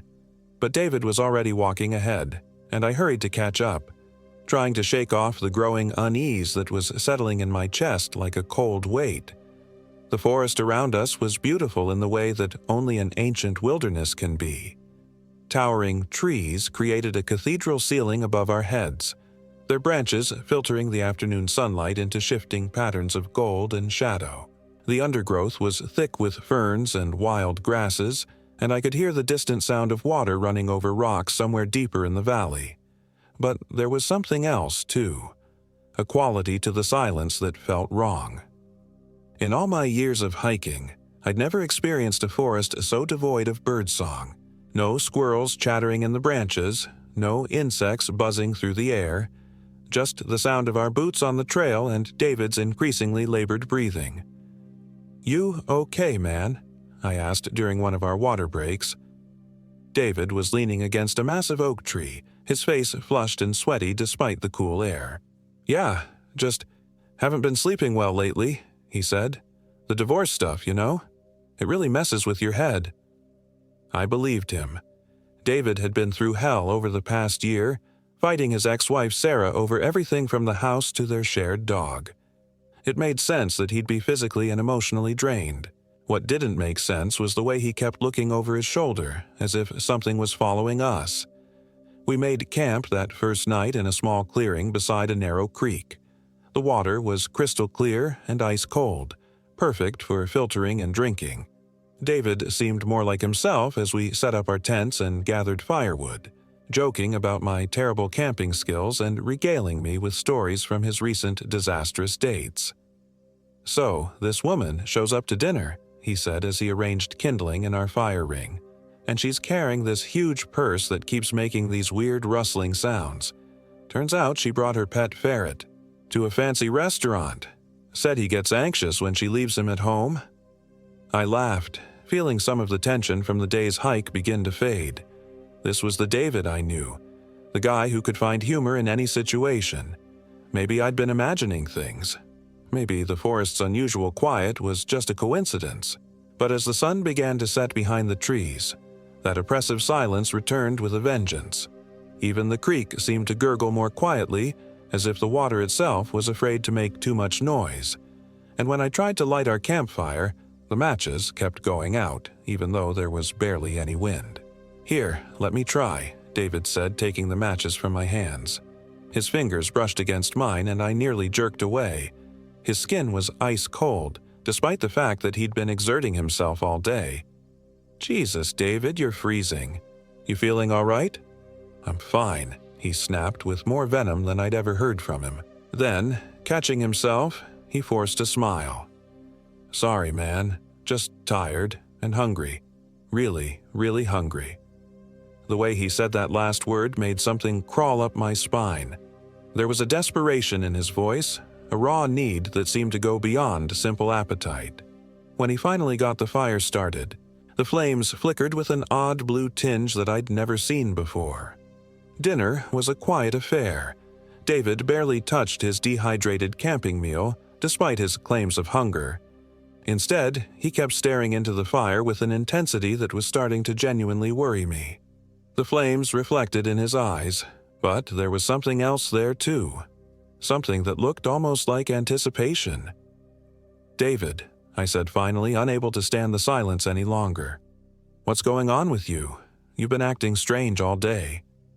He turned to look at me, and for just a moment I could have sworn his pupils reflected the firelight like an animal's. "I don't know what you mean." "Come on, man. The weird breathing, the cold skin, the way you keep looking around like something's hunting us. Talk to me." David was quiet for a long time, his gaze returning to the fire. When he finally spoke, his voice was barely above a whisper. "Do you ever feel like you're starving, Mike? Not just hungry, but truly starving? Like there's this emptiness inside you that no amount of food can fill." "What are you talking about?" "I've been having dreams," he continued, ignoring my question. "Every night since the divorce was finalized. Dreams about running through these woods, hunting something, or maybe being hunted by something. I can never tell which." He looked at me again, and this time there was no mistaking the predatory gleam in his eyes. "The dreams are getting stronger, Mike. More real. Sometimes I wake up and I can taste blood in my mouth." A chill ran down my spine that had nothing to do with the October air. "David, you should talk to someone about that. A therapist or—" "What if they're not dreams?" he interrupted. "What if something's been calling to me, drawing me here?" Before I could respond, a sound echoed through the forest that made my blood turn to ice. It was a howl, but not like any wolf or coyote I'd ever heard. This was something deeper, more primal, carrying notes of hunger and rage that seemed to vibrate in my bones. The sound went on for nearly 30 seconds, rising and falling like a twisted song, before finally fading into the oppressive silence. David's reaction was what truly terrified me. Instead of fear or confusion, his face lit up with something that looked almost like joy, like recognition. "Did you hear that?"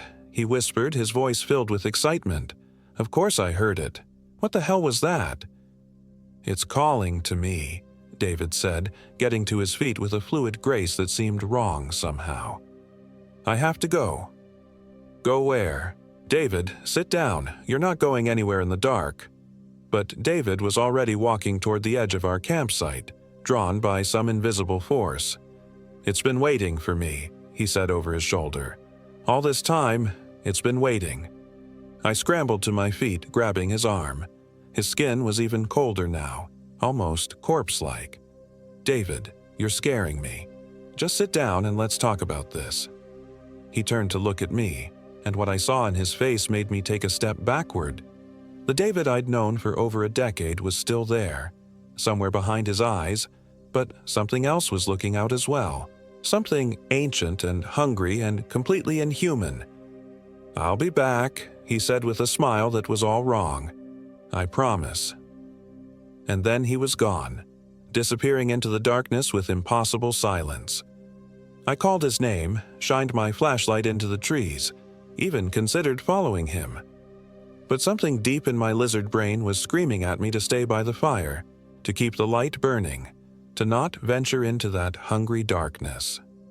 I spent the rest of the night huddled by the fire, feeding it constantly to keep the flames alive. Every shadow seemed to move. Every sound made me jump. Twice, I could have sworn I heard David's voice calling to me from different directions. But when I aimed my flashlight toward the sounds, I saw nothing but empty forest. Dawn came with agonizing slowness, and when the first rays of sunlight finally penetrated the canopy, I felt like I'd aged 10 years. David's tent was still empty, his sleeping bag undisturbed. His backpack sat exactly where he'd left it. But when I checked inside, all of his food was gone. Not just eaten, gone as if it had never existed at all. I spent most of the morning searching for him, calling his name until my voice was hoarse. I found no tracks, no signs of where he might have gone. It was as if he'd simply vanished into thin air. By noon, I was seriously considering hiking back to the car and driving to the nearest town to get help. That's when I heard him coming back. The sound of someone crashing through the underbrush came from the direction David had disappeared the night before. I called his name, relief flooding through me despite the lingering dread that had been gnawing at my stomach all morning. "David! Thank God, where have you been?" He emerged from the forest looking exactly as he had when he'd left, except for his eyes. Those predatory gleams were gone, replaced by confusion and what looked like genuine fear. "Mike?" he said, his voice shaky. "What? Where are we? How did I get here? You don't remember? You walked off into the woods last night, said something was calling to you." David looked genuinely bewildered. "I don't remember any of that. The last thing I remember is eating dinner by the fire and then nothing. It's like I lost 12 hours. Relief and concern warred in my chest. Maybe David had been sleepwalking, or having some kind of psychological break brought on by the stress of his divorce. Either way, he was back and seemed to be himself again. "We should probably head back," I said. "Get you to a doctor, make sure you're okay." "No," David said quickly, too quickly. "I mean, I feel fine now. Really, let's just finish the trip like we planned. I probably just had a panic attack or something. The fresh air is helping." Looking back, I should have insisted. Should have grabbed him by the shirt and dragged him back to the car.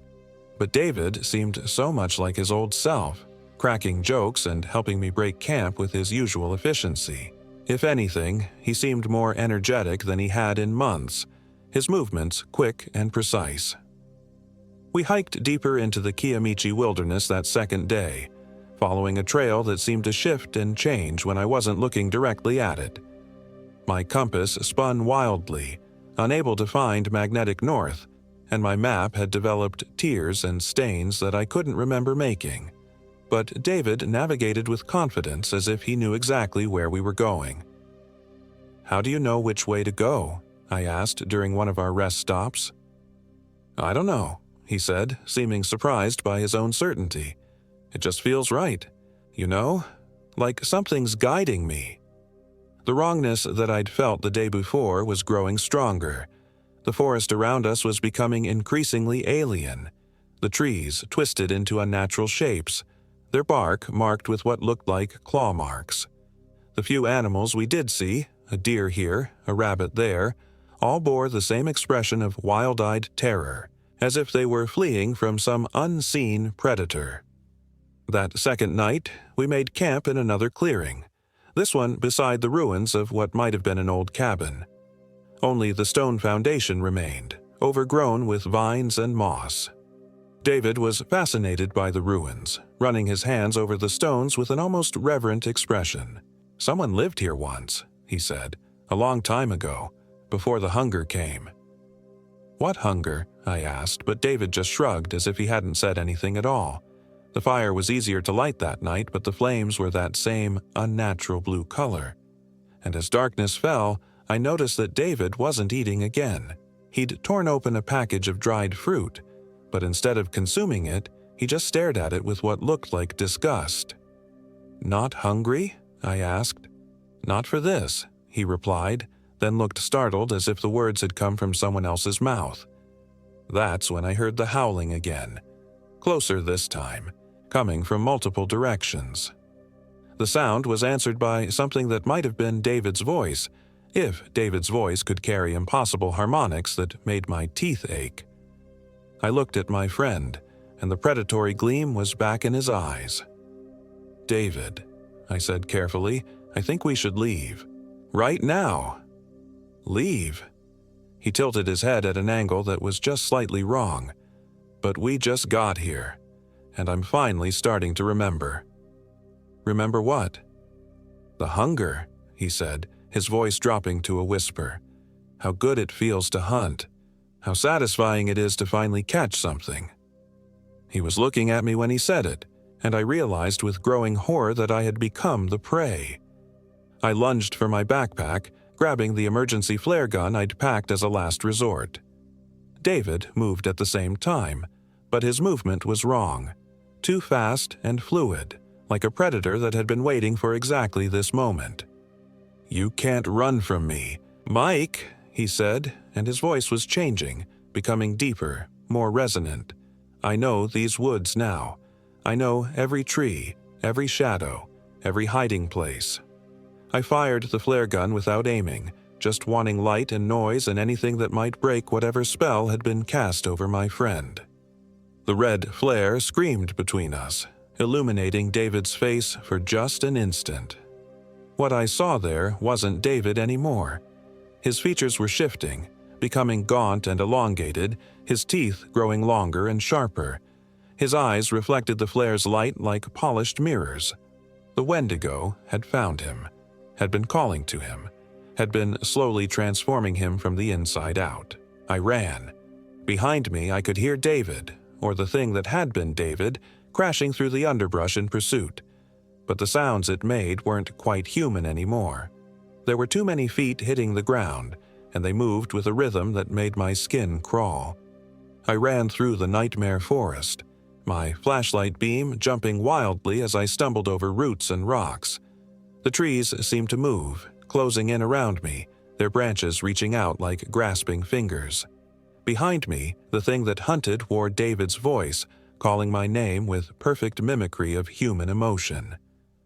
"Mike, help me! Something's wrong with me!" But I could hear the hunger underneath the words, the anticipation of the hunt. Whatever David had become, whatever the Wendigo had made him into, it was enjoying this. I ran until my lungs felt like they were on fire, until my legs could barely carry me forward.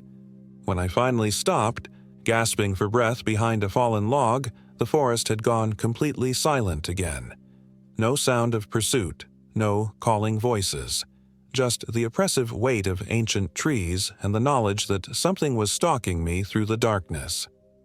That's when I heard the laughter. It came from above me, from the canopy of trees, and it was definitely David's laugh. But it went on too long, rising and falling in patterns that hurt my ears and made my vision blur. When I looked up, I caught a glimpse of something pale moving between the branches with impossible agility. "You can't hide from me forever," the thing wearing David's voice called down. "I can smell your fear. I can taste your sweat in the air, and God, Mike, I am so hungry." I forced myself to keep moving, navigating by instinct and adrenaline. The forest had become a maze of shadows and twisted paths, but somehow I knew which direction led back toward the road. Some primal part of my brain had been keeping track, even as conscious thought dissolved into pure terror. Hours passed, or maybe minutes. Time had become elastic in that nightmare place. I could hear the Wendigo David moving through the trees around me, sometimes close enough that I could hear its breathing, sometimes distant enough that I almost convinced myself I'd lost it, but it was playing with me. I realized that when I stumbled into a familiar clearing and saw the cold ashes of our first night's campfire. I'd been running in circles, and the thing hunting me had been herding me back to where we'd started. "Home, sweet home," David's voice said from the darkness. "This is where it all began, isn't it? Where I started to change." It stepped into the clearing, and I got my first clear look at what my friend had become. The transformation was nearly complete now. David's body had been stretched and elongated, his limbs too long and bent at wrong angles. His skin was pale as moonlight, stretched tight over protruding bones. But the worst part was his face. It was still recognizably David, but twisted into an expression of perpetual hunger. His mouth was too wide, filled with too many teeth, and his eyes held the desperate madness of someone who could never be satisfied. "You did this to me," it said, and for just a moment, the real David seemed to surface. "You brought me here. You made me into this." "David, please," I said, backing away slowly. "Fight it. You're still in there somewhere." "I am fighting it," the Wendigo thing snarled. "Do you know how hard it is to resist? Do you know what you smell like? What you taste like just standing there breathing?" It took a step forward, and I could see the internal struggle playing out across its distorted features. Some part of David was still fighting against the ancient hunger that had claimed him, but it was losing. "I'm sorry," it whispered, and then it lunged. I dove to the side, rolling across the ground as razor-sharp claws raked the air where I'd been standing. The Wendigo David landed where I'd been, moving with inhuman grace despite its twisted form. "Stop running," it pleaded, its voice cycling between David's familiar tones and something far more alien. "Just let me end this. Let me feed. It's the only way the hunger stops." I scrambled to my feet and ran again, but this time I had a destination in mind. The ruined cabin foundation where we'd camped the second night. If I was going to die in these woods, I wasn't going to make it easy. The Wendigo followed, no longer bothering to hide its movements. It crashed through the forest with devastating force, snapping trees and pulverizing rocks in its wake. The sound was like a natural disaster given form and purpose. I reached the ruins just as my strength gave out, stumbling over the moss-covered stones and landing hard on my left hand. I felt bones break, but the pain was distant, muffled by adrenaline and terror. The Wendigo David emerged from the tree line more slowly this time, savoring the moment. "Nowhere left to run," it said with something that might have been sadness. "I really am sorry, Mike, but I'm just so goddamn hungry." That's when I saw them. Scattered among the foundation stones, partially hidden by decades of leaf litter and moss, were bones. Human bones, picked clean and yellowed with age. This wasn't the first time the Wendigo had used these ruins as a feeding ground. "You feel it too, don't you?" the thing wearing David's face said, following my gaze. "The history of this place? How many people have died here, feeding the hunger?" It was right. I could feel something in the air around the ruins, a psychic weight of accumulated suffering and violence. This clearing had been a killing ground for longer than human memory. "David's not the first," I realized aloud. "You've been calling people here for years, decades." "Longer," the Wendigo confirmed. "The Choctaw knew about me once upon a time. They had words for what I am, rituals to keep me at bay. But they're gone now, and the hunger remains." It stepped closer, and I could smell the rot on its breath, see the predatory calculation in its stolen eyes. Your friend was perfect, you know. Already hollow inside from his divorce, already hungry for something to fill the emptiness. It was so easy to slip in, to make him think the hunger was his own. "But you're not just feeding on him," I said, understanding flooding through me. "You're feeding on what he kills. The terror, the violence, the violation of trust. That's what really nourishes you." The Wendigo smiled with David's mouth. "Smart boy. Yes, the physical consumption is just the beginning. The real feast is the corruption, the transformation of love into hunger, loyalty into betrayal. The fact that David will kill his best friend with his own hands, that's a delicacy I've been anticipating for months." It was close enough now that I could see myself reflected in its eyes. But I also saw something else. David, buried deep but still fighting, still trying to warn me. "David," I said, speaking directly to that buried consciousness, "I know you're in there. I know you're trying to fight this thing. Remember who you are. Remember our friendship." For just a moment, the Wendigo's advance faltered. David's face twisted with genuine anguish, and when it spoke, the voice was purely human. "Mike, run, please. I can't hold it back much longer." But I didn't run. Instead, I did something that probably saved my life. I started talking about Sarah. "Remember your wedding day?" I said, forcing my voice to stay calm. "You were so nervous you threw up twice before the ceremony. But when Sarah walked down that aisle, you started crying like a baby. You said she was the most beautiful thing you'd ever seen." The Wendigo David flinched as if I'd struck it. "Stop. Remember when you bought the house in Brookside? How excited you were to show me the backyard, all your plans for the garden Sarah wanted. You spent 3 weekends in a row at Home Depot, planning every detail." "Stop talking," it snarled, but David's voice was getting stronger, fighting to the surface. "Remember Christmas morning last year, before everything went bad? You called me at 6 a.m. because Sarah had gotten you that vintage guitar you'd been wanting. You were so happy you couldn't contain it." The Wendigo staggered backward, clutching its head with clawed hands. "Those memories, they taste like ash, like disappointment." "That's because they're real," I pressed on. "The hunger isn't real, David. The love was real. The friendship was real. The pain of losing Sarah was real too, but it doesn't define you." David's true face surfaced for a moment, filled with desperate hope. "Mike, I can feel it losing its grip.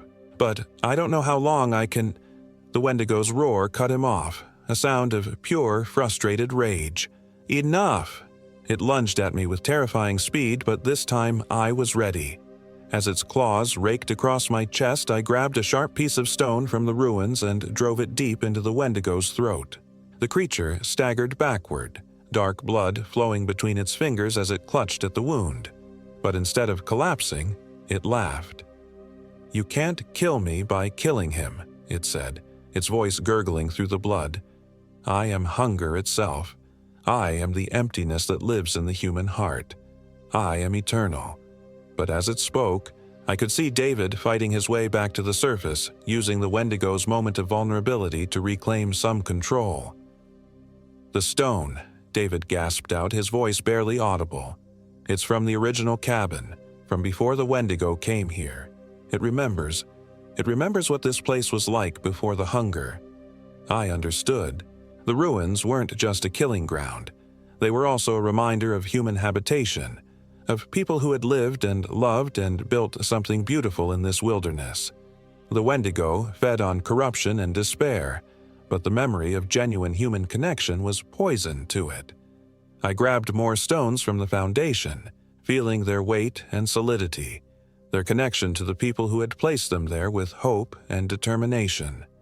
The Wendigo David screamed as I pressed them against its twisted form, but I could see David himself becoming more solid, more real. "Remember why we came here," I said, using the stones to force the Wendigo back.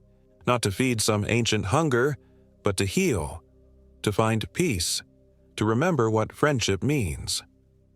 "I remember," David said, and this time his voice was clear and strong. "I remember everything now. The divorce, the loneliness, the way this thing whispered to me in my dreams. But I also remember who I really am." The Wendigo made one last desperate attempt to maintain control, its form shifting and writhing as David fought from within. But the battle was over. With a sound like breaking glass, the ancient hunger released its hold on my friend, dissipating into the forest air like smoke. David collapsed to his knees among the ruins, human again but scarred by his ordeal. His skin was pale and marked with strange symbols that looked like they'd been carved by claws, and his eyes held a haunted quality that I knew would never fully fade. "Is it over?" he asked, his voice small and broken. "I think so," I said, though I wasn't entirely sure. I could still feel something watching us from the deeper forest, something that had retreated but not been destroyed. We need to get out of here. The hike back to our car took most of the day. David was weak, leaning on me heavily as we navigated the treacherous terrain. The forest seemed different now, less actively malevolent but still wrong somehow. The paths we followed didn't match our map, and I had the distinct impression that the woods themselves were helping us leave, eager to be rid of witnesses to what had transpired. We drove to the hospital in Talihina in silence. David was treated for severe dehydration and exhaustion, while I got my broken hand set and my chest wounds cleaned and bandaged. The doctors asked questions about what had happened, but we stuck to a simple story. David had gotten lost in the woods for a day, we'd had an argument, things had gotten physical. Nobody pressed for details. That was 3 months ago. David is in therapy now, trying to process his experience and the dissolution of his marriage. He doesn't remember everything from his time under the Wendigo's influence, which is probably a mercy. But sometimes when he thinks I'm not looking, I catch him staring at raw meat in the grocery store with an expression of longing that makes my skin crawl. As for me, I can't sleep without a light on anymore. The darkness holds too many possibilities, too many hungry things waiting for the right moment to slip inside an empty heart. I've done research on the Wendigo, on the Choctaw legends of the Kiamichi Mountains, on the history of people who have gone missing in that particular stretch of wilderness. The pattern goes back over a century. Every few years, hikers or campers disappear in the deep forest. Sometimes they're found days later, confused and suffering from amnesia. Sometimes they're never found at all, and sometimes they come back changed, carrying a hunger that can never be satisfied. I think David and I were lucky. We had something real between us, a friendship strong enough to fight back against the corruption. But I also think the Wendigo is still out there, still calling to the lonely and desperate, still feeding on the emptiness that modern life creates in the human soul. So if you're ever hiking in the Kiamichi Mountains, if you hear something calling your name from the deep forest, if you start to feel a hunger that goes beyond the physical, remember David's story. Remember that some hungers can never be satisfied, and some appetites grow larger the more you feed them. Remember that the forest is old and patient, and it knows exactly what you're missing from your life. And whatever you do, don't follow the voices into the darkness, because something is always waiting there to welcome you home.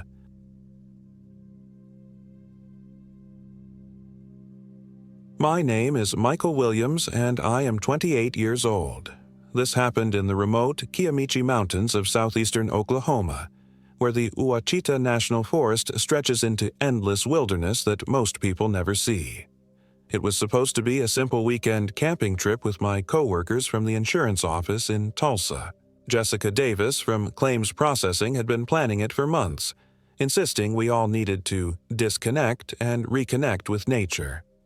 Robert Johnson from Underwriting was skeptical, but came along anyway, mostly because he had a thing for Jessica that everyone pretended not to notice.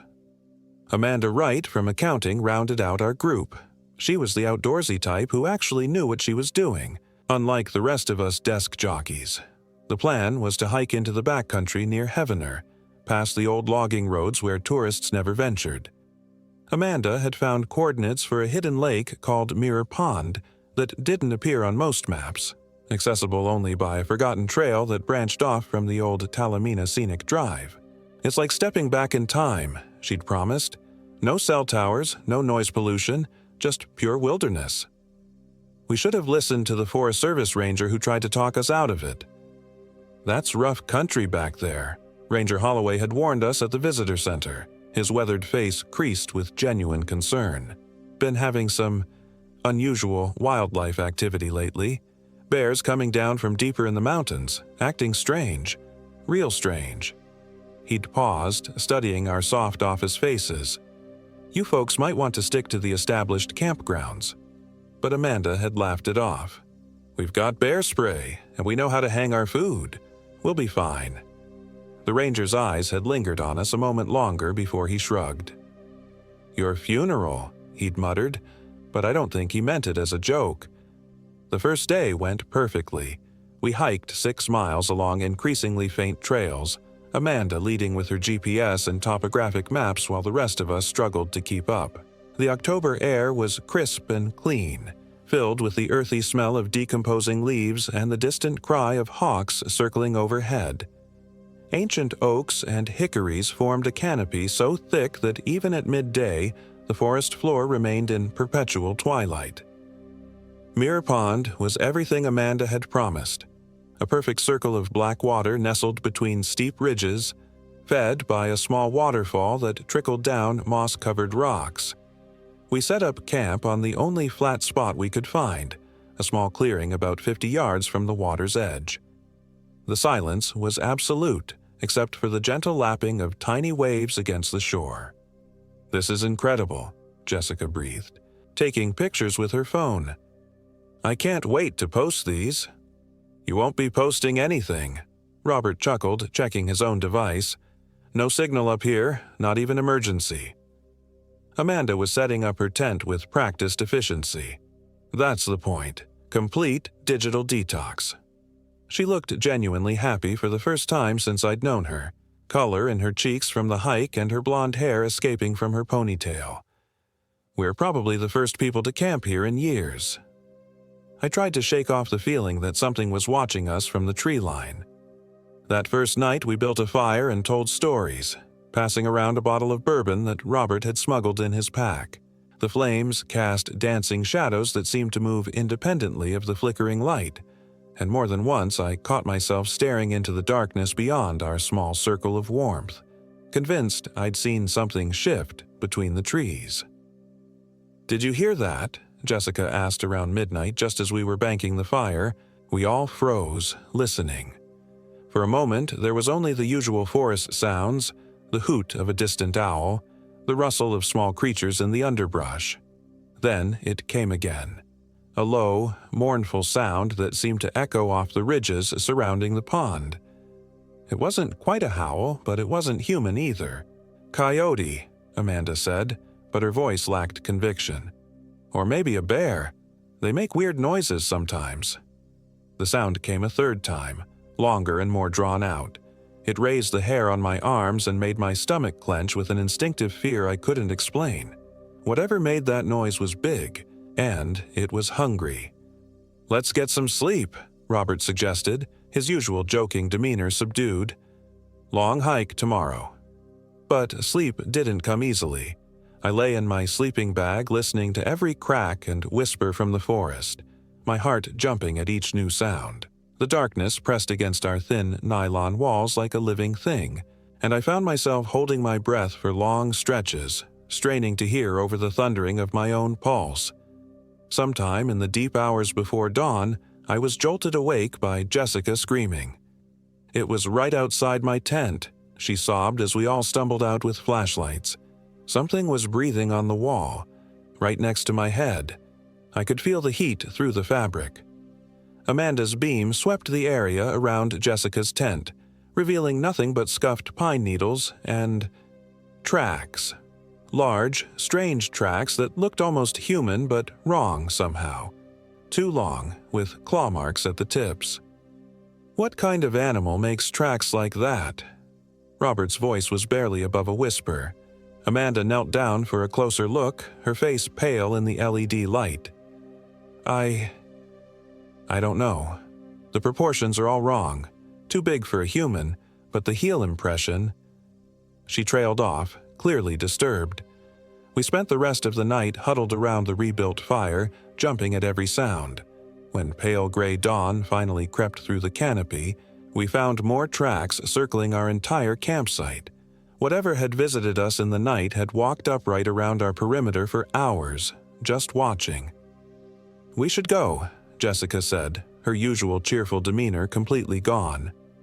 Dark circles ringed her eyes and she kept glancing nervously at the tree line. This doesn't feel right. But Amanda was stubborn. It's probably just a curious bear. They sometimes walk on their hind legs when they're investigating something new. We've come too far to turn back after one night. I wanted to agree with Jessica, but the thought of admitting defeat, of proving the ranger right, kept me silent. Robert seemed torn between his crush on Jessica and his respect for Amanda's wilderness experience. "One more night," Amanda pleaded. "If anything else happens, we'll break camp first thing in the morning." It was the worst decision we ever made. The second day passed in an atmosphere of mounting tension. Our conversations were forced and stilted, and we all kept glancing over our shoulders as we explored the area around the pond. The forest felt different in daylight, oppressive and watchful, as if the trees themselves were leaning in to observe us.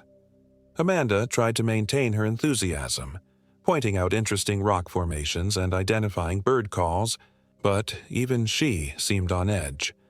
Several times I caught her staring into the depths of Mirror Pond with a troubled expression, as if she'd seen something moving beneath the dark surface.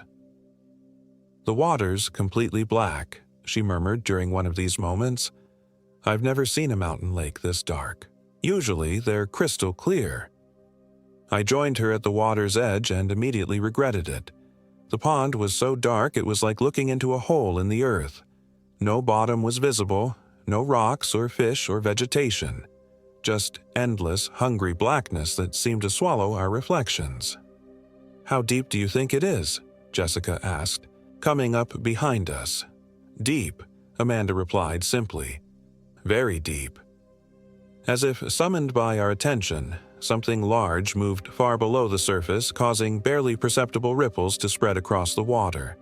We all stepped back instinctively. "Probably just a big fish," Robert said, but his voice cracked slightly. "Catfish or something." But I had the distinct impression that whatever was down there had been looking back at us. That afternoon, our electronic devices began malfunctioning in earnest. My GPS started showing our location as somewhere in the middle of the Pacific Ocean, then displayed symbols that weren't on any map. Jessica's phone spontaneously drained from 60% battery to dead in a matter of minutes, despite being in airplane mode. Robert's compass spun wildly, unable to find magnetic north.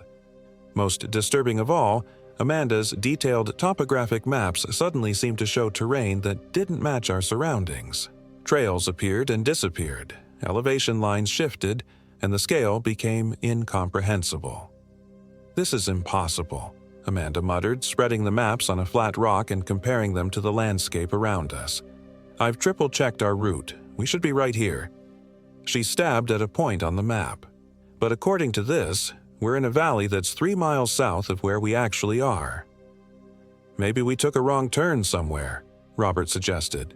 "No." Amanda's voice was firm. "I don't make navigation mistakes. I've been doing this for 15 years. She looked up at us with fear in her eyes.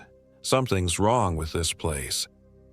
That evening, we couldn't get our fire to stay lit.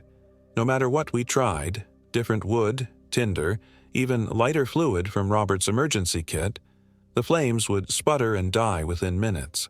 When it did catch, the fire burned strange colors, deep purples and sickly greens that cast nauseating shadows. "The wood must be wet," Jessica said, but we all knew that wasn't true. The kindling was bone dry, snapping cleanly when we broke it. As darkness fell, the temperature dropped dramatically.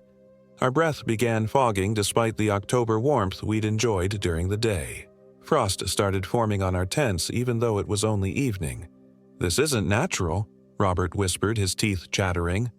"Weather doesn't change this fast." We huddled together in our sleeping bags, all of us too frightened to sleep in separate tents. The darkness around us felt alive and malevolent, pressing against our small circle of failing flashlight beams. That's when we heard the voice. "Help. Me." It came from somewhere across the pond, faint but unmistakably human.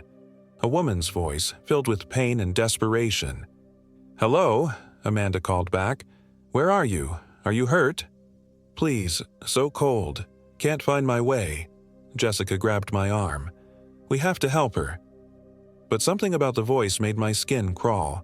It was too perfect, too calculated to elicit sympathy. And there was an echo to it, as if it were coming from underwater or from very far away.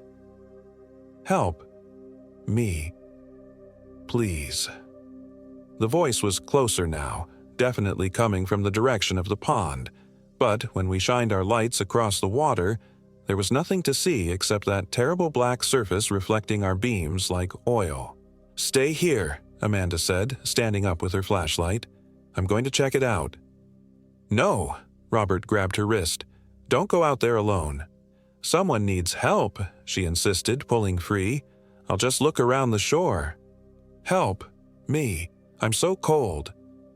The voice was coming from multiple directions now, surrounding us. But it was still the same woman's voice, speaking the exact same words with the exact same inflection, like a recording being played from hidden speakers throughout the forest. Amanda was already walking toward the water, her light beam dancing ahead of her. Hello, I'm coming. Keep talking so I can find you. Don't, I shouted, jumping up. Something's not right. But she was already at the water's edge, sweeping her light back and forth across the pond. I don't see anyone. Hello? The voice stopped abruptly, leaving a silence so complete it felt like cotton in my ears. Amanda stood motionless at the shore, her flashlight beam pointing down at the black water. Amanda, Jessica called. What do you see? No response. Amanda remained perfectly still, her light steady on the surface of the pond. Amanda, Robert shouted, answer us. She began walking into the water. The three of us rushed after her, splashing into the shockingly cold pond up to our ankles. The water was so frigid it felt like liquid ice, numbing our feet instantly. Amanda, stop! I grabbed her shoulder and spun her around. Her face was completely blank, eyes wide and staring. Not at us, but through us, as if we weren't there at all. Her mouth hung slightly open and her breathing was slow and shallow. Amanda? Jessica waved a hand in front of her face. Can you hear us? No response. But as we watched, a smile slowly spread across Amanda's lips. Not her usual, warm, natural smile, but something cold and predatory. Something that didn't belong on her face. She's hypothermic, Robert said desperately. The cold water, it can cause confusion. We need to get her warm.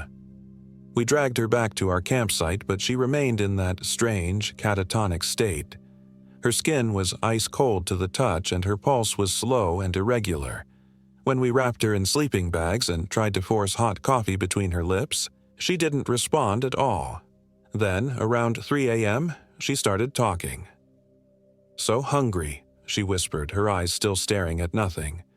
So hungry for so long. The cold makes it worse, makes the hunger grow. Amanda, it's us, Jessica said, taking her hand. You're safe now. You're with friends. Amanda's head turned toward Jessica with mechanical precision, like a camera focusing. Friends, she repeated, and that terrible smile returned.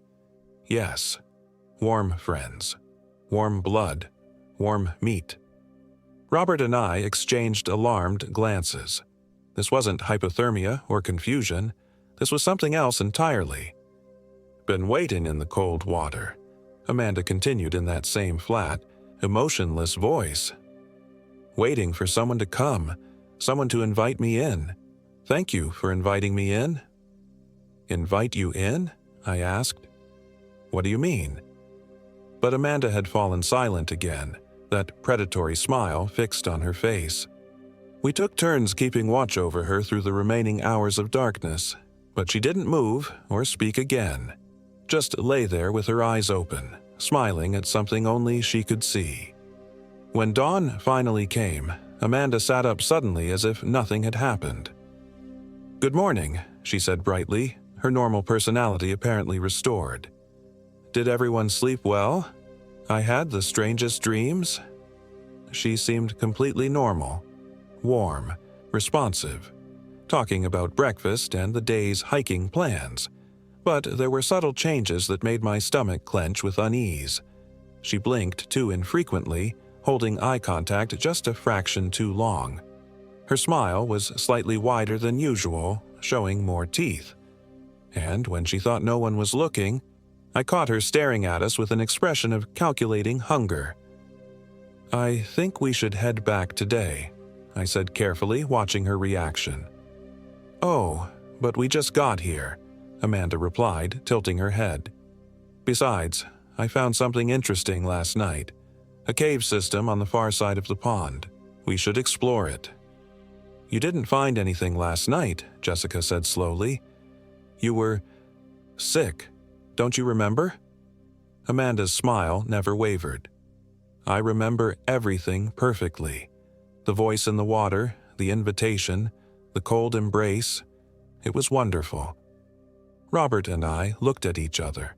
Whatever was sitting with us wearing Amanda's face, it wasn't our friend anymore. "I'm going to gather some firewood," I announced, needing to get away from Amanda's unnaturally steady gaze. "Robert, want to help?" He nodded immediately, understanding my real meaning. "We'll come too," Jessica said, starting to stand. "No," Amanda said sharply, then immediately softened her tone. "I mean, someone should stay with the camp. Make sure our things are safe. You never know what might try to take them." The way she emphasized, "take them," made my blood run cold. Robert and I headed into the forest, moving quickly until we were out of earshot. Then I grabbed his arm and pulled him behind a large oak tree. "That's not Amanda," I whispered urgently. "What do you mean? She seems fine now. Just a little—" "She walked into the water last night like she was in a trance. She was talking about hunger and warm meat. And did you notice how she's been watching us? Like she's sizing us up for something." Robert's face went pale. "You think she hit her head or something? Traumatic brain injury? I think something happened to her in that water. Something took her and sent back. This thing wearing her face." We stood in silence for a moment, the forest around us eerily quiet. No bird songs, no insect noises, just the whisper of wind through dead leaves. "So, what do we do?" Robert asked finally. "We get Jessica and we leave, right now. Make up some excuse about a family emergency or work crisis. Just get out of here." But when we returned to camp, Jessica was gone. Amanda was sitting by herself, poking at our cold fire pit with a stick. She looked up as we approached, that too wide smile stretching her lips. "Oh, good, you're back. Jessica went to gather berries. She'll be so excited when she returns. I told her about the cave I found. We're going to explore it together." "Where did she go?" I demanded. "Just into the woods." Amanda gestured vaguely toward the trees. She wanted to surprise us with fresh fruit for breakfast. Such a thoughtful friend. Robert was already calling Jessica's name, his voice echoing off the ridges. No response. "We need to find her," I said, shouldering my pack. "Oh, she'll be back soon." Amanda's voice had taken on a sing-song quality that made my skin crawl. "She's very close indeed." We spent the next hour searching the area around Mirror Pond, calling Jessica's name until our voices were hoarse. We found no berry bushes, no signs of passage, no indication that anyone had left the immediate campsite area. What we did find, about a quarter-mile from camp, was Jessica's jacket hanging from a tree branch. It was shredded as if by claws, dark stains soaking the fabric. The metallic smell of blood was unmistakable. "No," Robert breathed, reaching for the jacket. "Don't touch it," I warned, but he was already pulling it down from the branch. The jacket fell apart in his hands, revealing tears that went all the way through the thick fabric. Whatever had done this had incredible strength and razor-sharp claws. In the tree bark above where the jacket had hung, deep gouges scored the wood. "Jessica!" Robert screamed, his voice breaking. "Where are you?" A sound drifted back from deeper in the forest, a low, mournful call that raised every hair on my body. The same sound we'd heard that first night, but closer now. Much closer. And underneath it, barely audible, was Jessica's voice. "Help. Me. Please." But it was wrong, just like the voice from the night before. Too perfect, too calculated, like something trying to imitate human speech without really understanding it. "That's not Jessica," I said, backing away from the bloody jacket. "Of course it's Jessica," Robert snapped. "She needs help." He started running toward the sound, crashing through the underbrush. I chased after him, my heart hammering against my ribs. "Help. Me. Please." The voice was leading us deeper into the forest, away from Mirror Pond and any hope of finding our way back to civilization. The trees grew thicker and the canopy darker with each step. "Robert, stop!" I shouted. "It's a trap!" But he was beyond reason, driven by guilt and desperation. He disappeared around a massive boulder, still calling Jessica's name. I heard him scream, not a shout of fear or surprise, but a scream of pure agony that cut through the forest like a blade. It was followed by sounds I try not to remember. Wet, tearing noises and Robert's voice begging for mercy that never came. Then, silence. I crept around the boulder with my pocket knife drawn, knowing it was useless but needing something in my hands. What I found there still haunts my dreams. Robert was pinned against a tree trunk 20 feet off the ground, his body twisted at impossible angles. His chest had been torn open and his ribs spread like wings. But he was still alive, still moving, his eyes rolling wildly as he tried to speak through a throat that no longer worked properly. And feeding on him was something that might have once been Jessica. It, crouched at the base of the tree, its elongated arms reaching up to tear chunks of flesh from Robert's legs. Jessica's blonde hair was now white as bone, and her skin had taken on a grayish pallor that seemed to absorb light. She had grown in height, and her limbs stretched far longer than any human's should. Her face was still recognizable as Jessica's, but the mouth had enlarged to accommodate rows of needle-sharp teeth. When it sensed my presence, the thing that had been Jessica turned its head toward me with a wet sound. Its eyes were completely black, reflecting nothing. Blood dripped from its chin as it smiled with Jessica's face. "Michael," it said in Jessica's voice, but distorted and layered as if multiple people were speaking in unison. "I've been waiting for you. Come closer." Robert made a gurgling sound that might have been my name. I ran. I crashed through the forest blindly, branches tearing at my clothes and face. Behind me, I could hear the thing giving chase, moving through the trees with inhuman speed and agility. Its breathing was a wet, raspy sound that seemed to come from all directions at once. I burst into our campsite and frantically began throwing gear into my pack. I had to get out of these mountains, had to reach civilization and warn people about what was lurking in Mirror Pond. "Leaving so soon?" I spun around. Amanda was standing at the edge of the clearing, but she had changed too. Her skin had the same grayish pallor as the Jessica thing, and her proportions were wrong. Too tall, arms hanging past her knees, fingers ending in black claws. "The fun was just beginning," she continued, tilting her head at an unnatural angle. "We were going to explore the caves together. There are so many caves beneath the water, Michael. Such beautiful caves full of old bones." I backed toward the opposite side of the clearing, clutching my pack. "What are you?" "Hungry," Amanda replied simply. "So very, very hungry. Do you know how long it's been since someone invited me into their warm bodies? Years and years of cold water and fish bones." "You're not Amanda." "Oh, but I am." She smiled, showing far too many teeth. "I'm Amanda and Jessica and Robert and so many others. They're all here with me now, keeping me company in the dark places beneath the pond. Would you like to join them? Michael, they miss you." The Jessica thing emerged from the tree line behind Amanda, its elongated form moving with predatory grace. Fresh blood covered its mouth and hands.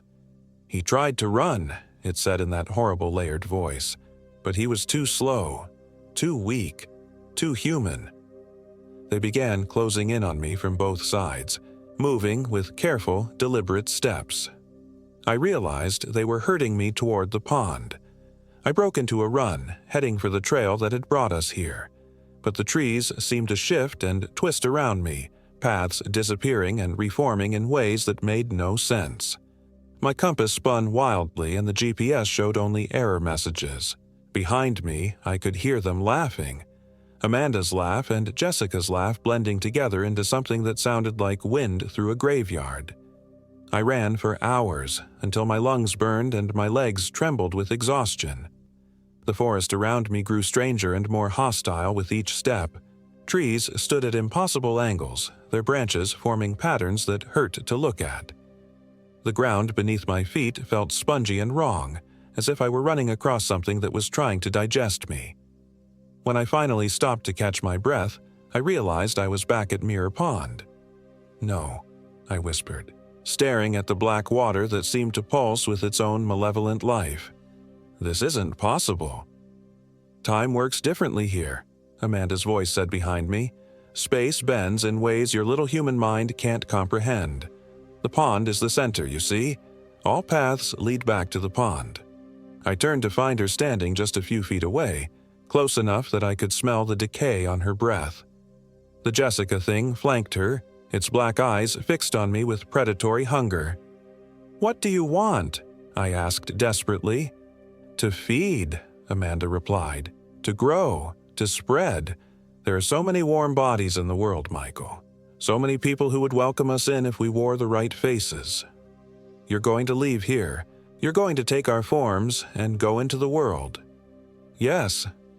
Her smile was radiant and terrible. "We'll visit your families first, your friends and co-workers. They'll be so happy to see us, so trusting, so delicious." I thought about my sister in Oklahoma City, about my parents in their retirement home in Broken Arrow, about all the innocent people who would welcome these things with open arms, never suspecting the horror hidden beneath familiar faces. "I won't let you," I said, surprised by the steadiness in my own voice. Amanda laughed. "And how exactly will you stop us, little human? You can't even find your way out of our forest." She was right. I was trapped in this place where geography obeyed nightmare logic, where time flowed backward and the darkness had teeth. But maybe... I pulled out my emergency flare, the one item in my pack I'd forgotten about. The Jessica thing hissed and recoiled as I popped the cap. "Light!" Amanda snarled, her beautiful mask slipping to reveal something ancient and hungry underneath. "We do not like the light." I fired the flare directly at Mirror Pond. The red phosphorus flame hit the black water and ignited something far beneath the surface. The pond erupted in crimson fire that spread across its entire surface, revealing depths that plunged down farther than should be possible. In that brief moment of illumination, I saw them. Dozens of pale forms moving in the burning depths, the collected victims of decades or perhaps centuries of feeding. Amanda and the Jessica thing screamed in unison, a sound like wind through broken glass. They began to dissolve, their stolen human forms melting away like wax in a furnace. Underneath was something indescribably awful, a writhing mass of hunger and need that had been wearing my friends like disguises. The burning pond cast everything in hellish red light, and in that light I saw the real trail leading away from this cursed place. I ran toward it as Amanda's final scream echoed off the ridges. "We know your face now, Michael Williams. We know your smell, your taste, your fear. We will find you. We will wear your skin and visit everyone you love." I ran through the night and well into the next day, following the trail as it gradually became more defined and normal. My watch, which had stopped working at Mirror Pond, suddenly began ticking again. My GPS flickered back to life, showing my actual location. By evening, I reached a Forest Service road where a ranger found me stumbling along in shock. They mounted a search for my missing friends, but Mirror Pond could never be found again. The coordinates Amanda had used led to empty forest. The trail we'd followed simply didn't exist on any official map. The ranger who'd warned us, Holloway, had no record of ever speaking to us. It was as if the whole place had been wiped from reality. But sometimes, late at night, I get phone calls from numbers I don't recognize. When I answer, I hear familiar voices: Amanda's laugh, Jessica's cheerful greeting, Robert's nervous jokes. They tell me they're coming to visit soon. They ask about my family, my friends, my daily routines, and every time I see someone I know acting just a little bit wrong, blinking too infrequently, smiling too wide, holding eye contact too long, I wonder if they finally found their way out of those cold, dark depths. I wonder if next time they'll be wearing a face I trust. The hunger is patient, you see, and it's always looking for new ways to feed.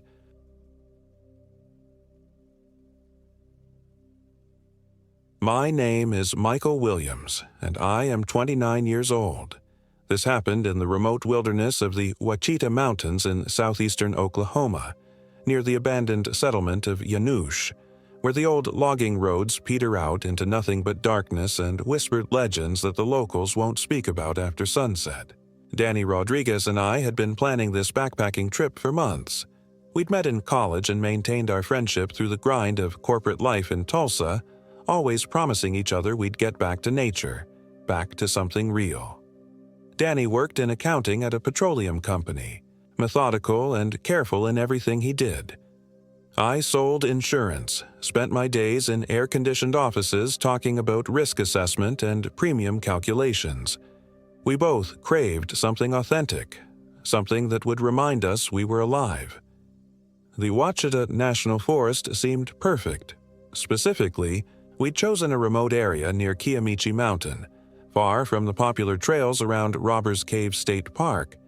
Danny had found references to old deer hunting trails that supposedly connected to the historic Butterfield Overland Mail Route, abandoned since the 1860s. The kind of place where you could hike for days without seeing another soul.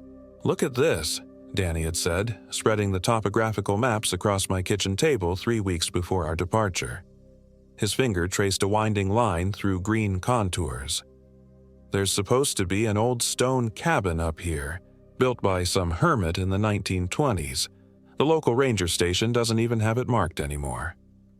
I remember the excitement in his voice, the way his usually reserved demeanor cracked to reveal the adventure-seeking kid I'd known in college.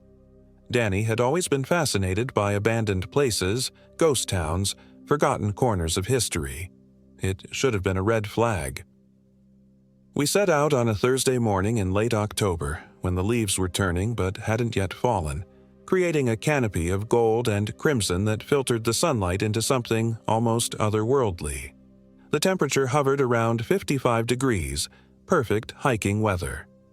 We parked Danny's Jeep at the end of Forest Service Road 7210, where the pavement gave way to gravel and then to nothing but deer trails and shadows. The first day passed without incident. We hiked approximately 8 miles through dense stands of oak, hickory, and pine, following what appeared to be an old logging road that had been reclaimed by nature. Danny was in his element, pointing out wildlife sign, consulting his GPS unit and paper maps with the precision of a surveyor. By evening, we'd reached what our maps indicated was Dead Man's Creek, a name that seemed innocuous enough in daylight. We made camp in a clearing about 50 yards from the creek, following all the proper backcountry protocols. Hung our food in bear bags, built our fire in a proper ring, chose a spot that was flat and well drained. The night sounds were exactly what you'd expect. Owls, the rustle of small animals in the underbrush, the whisper of wind through leaves. But there was something else. Something that made me lie awake in my sleeping bag long after Danny's breathing had settled into the rhythm of sleep. A sound that wasn't quite an animal and wasn't quite the wind. It came from the direction of the creek, a low humming that seemed to rise and fall like breathing. When I strained to listen, it would stop. When I relaxed, it would resume. I told myself it was running water over stones, my imagination fueled by too many horror movies and the primal unease that comes with sleeping in absolute darkness. Eventually, exhaustion won out over anxiety, and I drifted off to the sound of Danny's gentle snoring. The second day brought our first real problem. Danny's GPS unit, which had worked perfectly the day before, began giving impossible readings. According to the device, we were simultaneously 3 miles north and 2 miles south of our actual position. The compass spun lazily between magnetic north and some arbitrary point to the southeast. "Electronics glitch," Danny said, but I could hear the uncertainty in his voice. Good thing we brought paper maps. Except the paper maps weren't making sense either. The creek we'd camped beside wasn't marked on any of our topographical surveys. The ridge we'd climbed that morning appeared to be in the wrong place entirely. Features that should have been visible from our position, a radio tower, a fire lookout, even the major peaks, were absent from the horizon. "Maybe we took a wrong turn yesterday," I suggested, studying the increasingly useless maps. Danny shook his head. "I've been tracking our progress since we left the Jeep. We're exactly where we're supposed to be." But we weren't, and as the day progressed, that became increasingly, undeniably clear. We pressed on, following what we thought was the old mail route, but the trail seemed to shift beneath our feet. Switchbacks that should have climbed would suddenly descend. Paths that headed east would somehow deposit us facing north without any apparent turns. By noon, we'd consumed more water than we should have. Our packs felt heavier than they had at dawn, and the sun seemed to be moving across the sky in a pattern that defied basic astronomy. "We need to backtrack," I said, trying to keep the growing panic out of my voice. Danny nodded, but when we turned around, the trail we'd just hiked had changed. The familiar landmarks we'd noted on our way up, a distinctive boulder, a lightning-struck pine, a small landslide, were gone. In their place was terrain that neither of us recognized. That's when we heard the voices. They came from ahead of us on the trail, human voices engaged in casual conversation. The sound carried clearly through the thin mountain air, and we both felt a surge of relief. Other hikers meant other people who might know where we were, who might have working GPS units or better maps.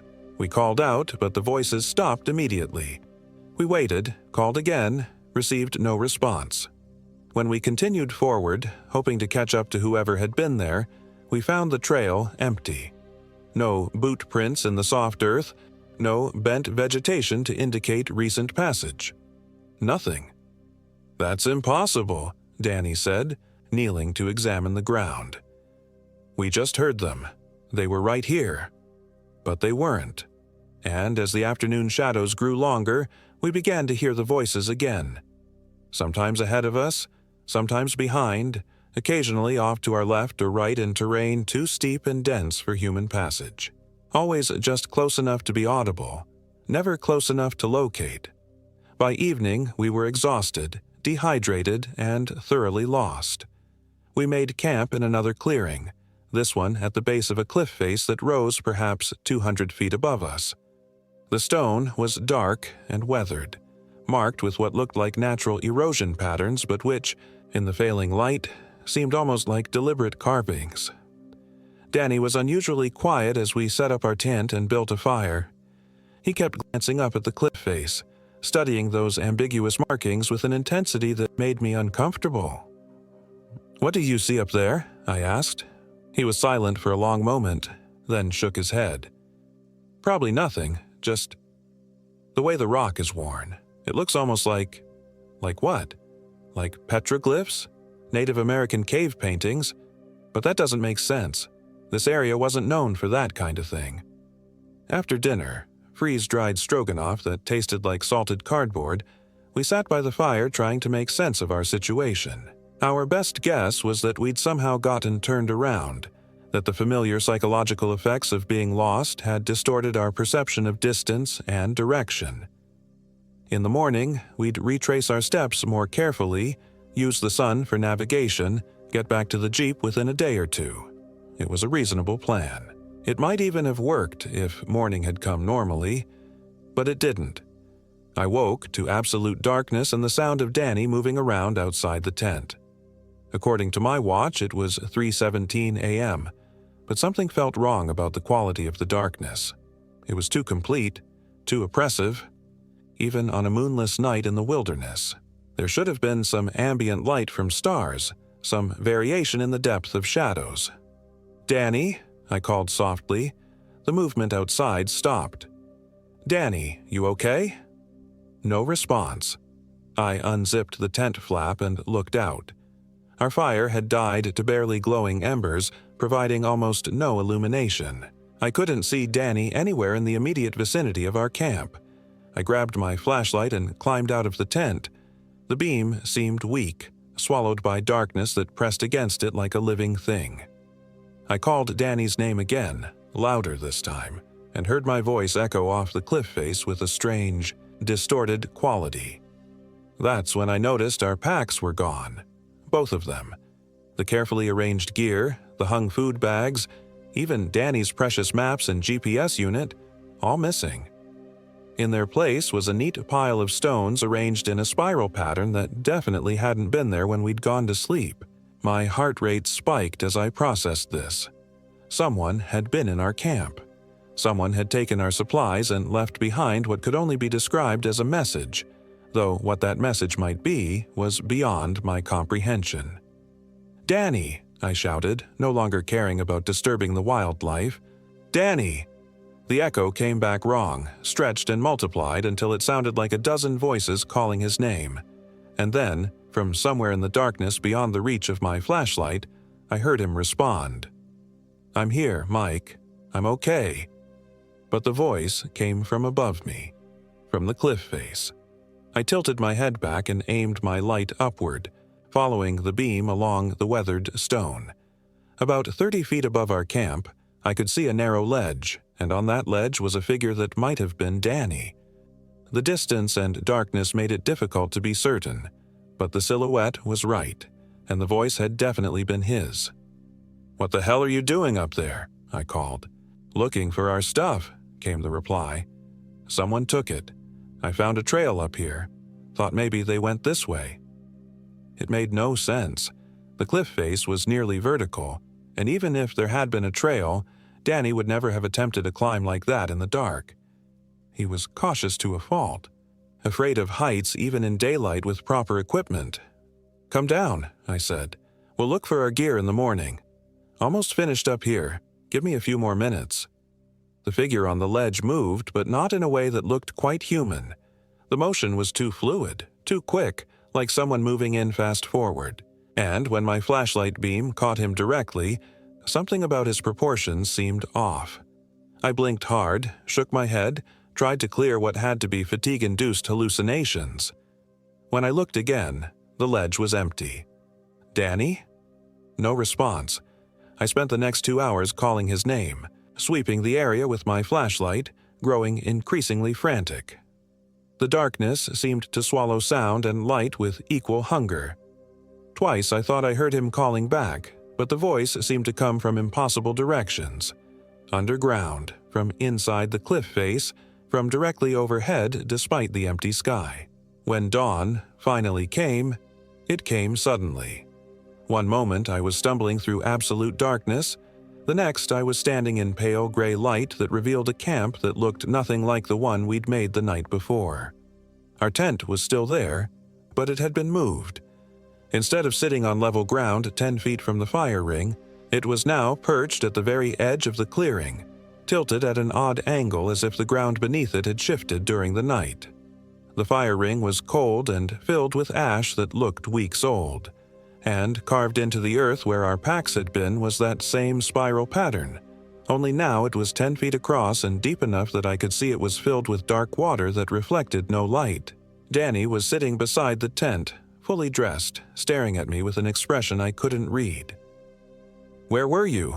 I demanded, relief and anger mixing in my voice. "I looked for you all night." He tilted his head slightly, as if my question confused him. "I was sleeping, right here in the tent." "No, you weren't. I saw you on the cliff. You were talking to me." Danny's face remained blank. "I don't remember that." There was something wrong with the way he said it. Not defensive or confused, just empty. Like he was reading lines from a script he didn't understand. "Our packs are gone," I said, watching his face for any reaction. he nodded slowly. I noticed that. Aren't you concerned? We have no food, no water, no emergency gear. Another nod. We should look for them. But he made no move to get up, showed no urgency despite our desperate situation. He just sat there, staring at me with eyes that seemed somehow duller than they had been the day before. I spent the morning searching the area around our camp, looking for any sign of our missing supplies or evidence of who might have taken them. I found tracks, boot prints that could have been ours but seemed too large, pressed too deep into the soft earth. They led away from camp in a straight line toward the densest part of the forest, then simply stopped, as if whoever had made them had been lifted into the air. Danny helped with the search, but his assistance felt perfunctory. He would look where I pointed, examine what I showed him, agree that yes, this was strange, but he displayed none of the analytical mind that had served him so well in his career. It was like talking to a shadow of my friend, a hollow echo wearing his face. By noon, with no sign of our gear and no clear plan for getting back to civilization, I suggested we try to retrace our route back to the Jeep. We still had water bottles from our day packs, and we could probably make it back in a day or two if we pushed hard and didn't get lost again. Danny agreed readily. Too readily. The man I knew would have wanted to keep searching, would have insisted on a systematic plan, would have at least expressed frustration about our situation. Instead, he simply stood up and said, "Okay, let's go." We set off through the forest, trying to follow our path from the previous days. But, just as the landmarks had shifted before, they seemed to shift again. The creek we'd followed was now on our right instead of our left. The ridge we'd climbed was somehow ahead of us instead of behind. And the trail we'd hiked, the clear, well-established trail that had brought us to this place, was gone entirely. In its place were dozens of faint paths, game trails that branched and merged like a maze. Some led uphill, some down, some seemed to circle back on themselves. None of them looked familiar. "Which way?" I asked Danny. He pointed without hesitation toward a trail that led directly into the darkest part of the forest, where the canopy was so thick that noon looked like twilight. "Are you sure? That doesn't look right to me." "It's the right way," he said with complete certainty. But when I looked at his face, really looked at it, I realized what had been bothering me all morning. Danny wasn't blinking. Not once since I'd woken up had I seen him blink. His eyes were wide open, staring, like a doll's eyes. "Danny, are you feeling okay?" "I'm fine," he said, still not blinking. "Let's keep walking." The trail he'd chosen led us deeper into the forest than we'd been before. The trees here were older, thicker, their branches interwoven so densely that only scattered beams of sunlight reached the ground. The air smelled different too, not the clean scent of pine and oak, but something heavier, mustier, like an old basement or cave. We'd been walking for perhaps an hour when Danny stopped abruptly. "Do you smell that?" he asked. I inhaled deeply but detected only the usual forest scents, perhaps a bit earthier than before. "Smell what?" "Meat," Danny said. "Cooking meat." I sniffed again. Nothing. But Danny had turned off the trail and was walking directly toward a thick stand of trees, moving with purpose toward something I couldn't see or smell. "Danny, wait, where are you going?" He didn't respond, just kept walking. I followed, pushing through underbrush that seemed deliberately tangled, as if the forest was trying to keep us out, or keep something else in. After perhaps 50 yards, we emerged into a small clearing. In the center was a fire ring made of blackened stones, and over the fire was a metal grate holding what appeared to be freshly cooked meat. The smell hit me as soon as we broke through the tree line. Rich, savory, mouth-watering despite our circumstances. "Someone's here," I said, looking around for any sign of other campers. But the clearing was empty except for the fire and the meat. No tent, no packs, no indication of how the food had gotten there or who had prepared it. Danny walked directly to the fire and reached for the meat. "Don't," I said, grabbing his arm. "We don't know where that came from." He looked at me with those unblinking eyes. "We're hungry." We've been without food for less than 12 hours. We're not that desperate yet." But even as I said it, my stomach growled audibly. The meat did smell incredible, and we had no other food sources. Still, everything about the situation felt wrong. Who would leave a fresh meal unattended in the middle of nowhere? Danny pulled free of my grip and tore off a piece of the meat. He bit into it hungrily, chewing with an expression of satisfaction that seemed exaggerated, performed. "It's good," he said through a full mouth. "You should eat." I watched him devour the meat with growing unease, not just because of the circumstances, but because of the way he was eating. Danny had always been a careful, almost prissy eater. He would cut his food into precise pieces, chew thoughtfully, wipe his mouth frequently. This wasn't eating, it was feeding. Primitive, urgent, messy. Grease ran down his chin and he made no effort to clean it. His teeth seemed sharper than I remembered, his jaw movements too aggressive. "I'm not hungry," I lied. Danny finished the piece he was holding and reached for more. As he did, I noticed something that made my blood freeze. His fingernails were different. Longer, yellowed, more like claws than nails. And when he smiled at me, that too-wide smile he'd been wearing all morning, his teeth were definitely sharper. Not dramatically, not like a movie monster, but enough that I was certain they hadn't looked that way yesterday. "You should eat," he said again, and there was something in his tone that sounded less like a suggestion and more like a command. I backed away from the fire. "I think we should keep moving. Try to find the trail back to the Jeep." Danny stood up slowly, still holding a piece of half-eaten meat. In the dappled light of the clearing, his face looked different. The proportions were wrong somehow. Eyes a little too far apart, mouth a little too wide, skin with a waxy quality that made it seem like he was wearing a mask. "We don't need to leave," he said. "We can stay here. There's plenty of food."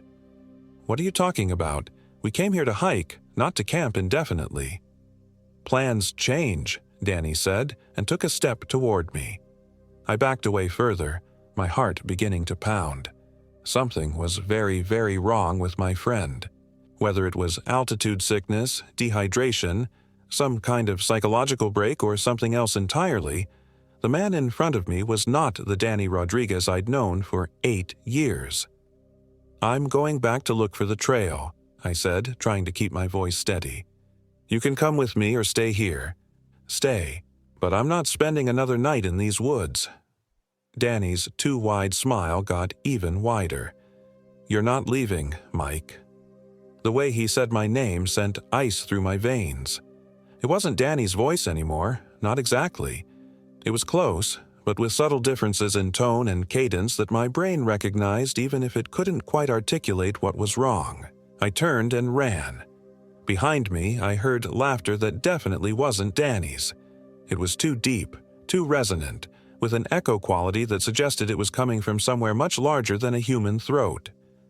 I crashed through the underbrush, branches tearing at my clothes and face, following what I hoped was the direction we'd come from. My only thought was to put distance between myself and whatever was wearing my friend's face, to get back to the main trail and figure out how to get help. But the forest seemed to fight me at every step. Branches that should have bent grabbed at my clothes like fingers. Roots appeared underfoot at exactly the wrong moments, sending me stumbling. The ground that had seemed reasonably level on our way in was now a maze of hidden holes and unexpected slopes. After perhaps 10 minutes of desperate scrambling, I stopped to catch my breath and get my bearings. I could no longer hear any sound of pursuit, but I also couldn't see any familiar landmarks. The trees all looked the same. The shadows all fell at the same angle. I had no idea which direction I'd been running or how far I'd come. Worse, I was starting to realize that I'd made a critical error. In my panic to get away from Danny, or whatever Danny had become, I'd left behind everything. Our tent, my sleeping bag, my water, even my flashlight. If I couldn't find my way back to a trail, I was going to spend the night in the forest with no shelter and no gear. I tried to retrace my steps, following broken branches and disturbed leaves back toward the clearing. But after 20 minutes of careful tracking, I found myself at the edge of a steep ravine that definitely hadn't been there before. According to my route, the clearing should have been directly ahead, but instead there was a 40-foot drop into a creek bed filled with dark, stagnant water. That's when I heard Danny calling my name. "Mike! Mike, where are you? I'm sorry." The voice came from across the ravine, from the direction I'd been trying to go. It sounded like my friend again, concerned, apologetic, completely normal. For a moment, I almost called back, but then I remembered those unblinking eyes, those two sharp teeth, that terrible smile. Whatever was calling my name might sound like Danny, but it wasn't him. It couldn't be. "I found the trail back to the Jeep," the voice continued. "We can get out of here." I remained silent, crouched behind a fallen log trying to control my breathing. "Mike, please, I know I was acting weird earlier. I think I'm sick or something. Dehydrated maybe. I need help." The voice was getting closer, moving along the far side of the ravine. In a few minutes, whatever was making those sounds would be directly across from my hiding spot. "I can see the Forest Service road from up here," the Danny voice said. "We're only about a mile from the Jeep, but I need you to help me find a way down." It was a lie. It had to be. We were deep in the wilderness, miles from any road, but the voice sounded so much like my friend, so desperate and confused, that part of me wanted to believe it. I waited until the voice had passed, moving further along the ravine, before I carefully worked my way back into the depths of the forest. My plan, such as it was to find some kind of shelter for the night and then try to navigate by the sun in the morning. Follow water downstream, look for signs of human activity, eventually find my way back to civilization. But first, I needed to understand what had happened to Danny. The rational part of my mind insisted that there had to be a logical explanation. People didn't just change into something else overnight. Maybe he'd eaten something toxic. Maybe he was having some kind of psychotic break. Maybe I was the one hallucinating and none of this was real. But I couldn't shake the image of those eyes, never blinking, staring at me with an intelligence that felt fundamentally alien. As the afternoon shadows lengthened, I found myself moving through areas of the forest I was certain we hadn't seen before. The trees here were massive, old-growth specimens that should have been logged out decades ago. Some were so large that their trunks disappeared into the canopy high overhead, and their roots created a landscape of natural bridges and hidden hollows. It was in one of these hollows that I found the bones. They were arranged in the same spiral pattern I'd seen carved into the earth at our campsite, but these spirals were made of what looked like deer bones, rabbit skulls, and other forest animals. Dozens of them, creating concentric circles that led toward a central depression filled with dark soil. I knelt beside the outermost ring, examining the bones more closely.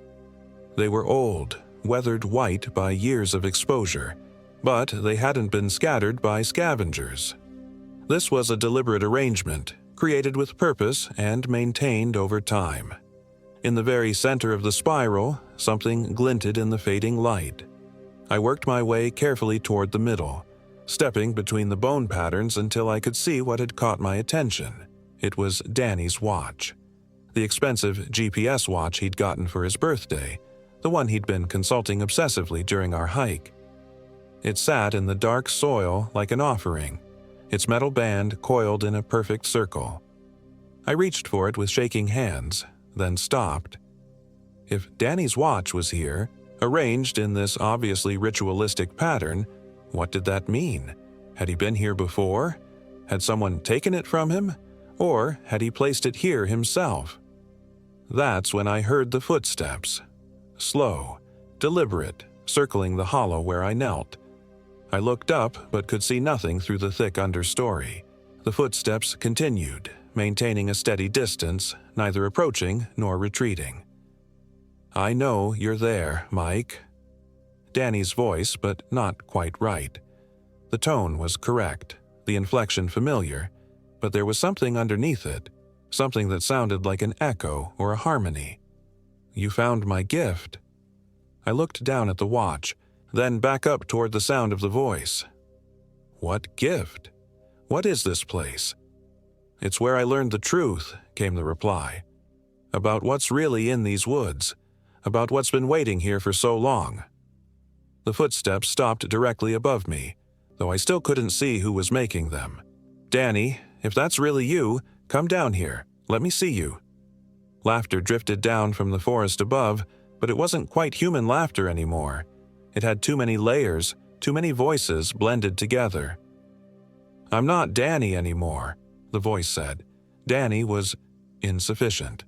But you can see him if you want. What's left of him. Something dropped into the hollow beside me. At first, I thought it was a bundle of old clothing, but when I looked more closely, I could see it was organic. Skin, but not attached to anything. Empty skin, deflated and pale, like a molted snakeskin but man-sized. I scrambled backward, my rational mind finally accepting what my instincts had been screaming all day. Whatever was up there wearing Danny's voice, it wasn't my friend. Danny was gone, had been gone since sometime during the night, and the thing that had taken his place was something that wore human shape like a disguise. "What are you?" I whispered. "I have many names," the voice replied, "but your people usually call me Skinwalker." The word hit me like a physical blow. I'd heard the term before in documentaries about Native American folklore, in late-night internet searches about cryptids and urban legends. Shapeshifters, medicine men gone wrong, entities that could steal and wear the skins of animals and humans. "That's impossible," I said, even as every instinct I had screamed that it was absolutely, terrifyingly possible. Your friend thought so too, right up until the end.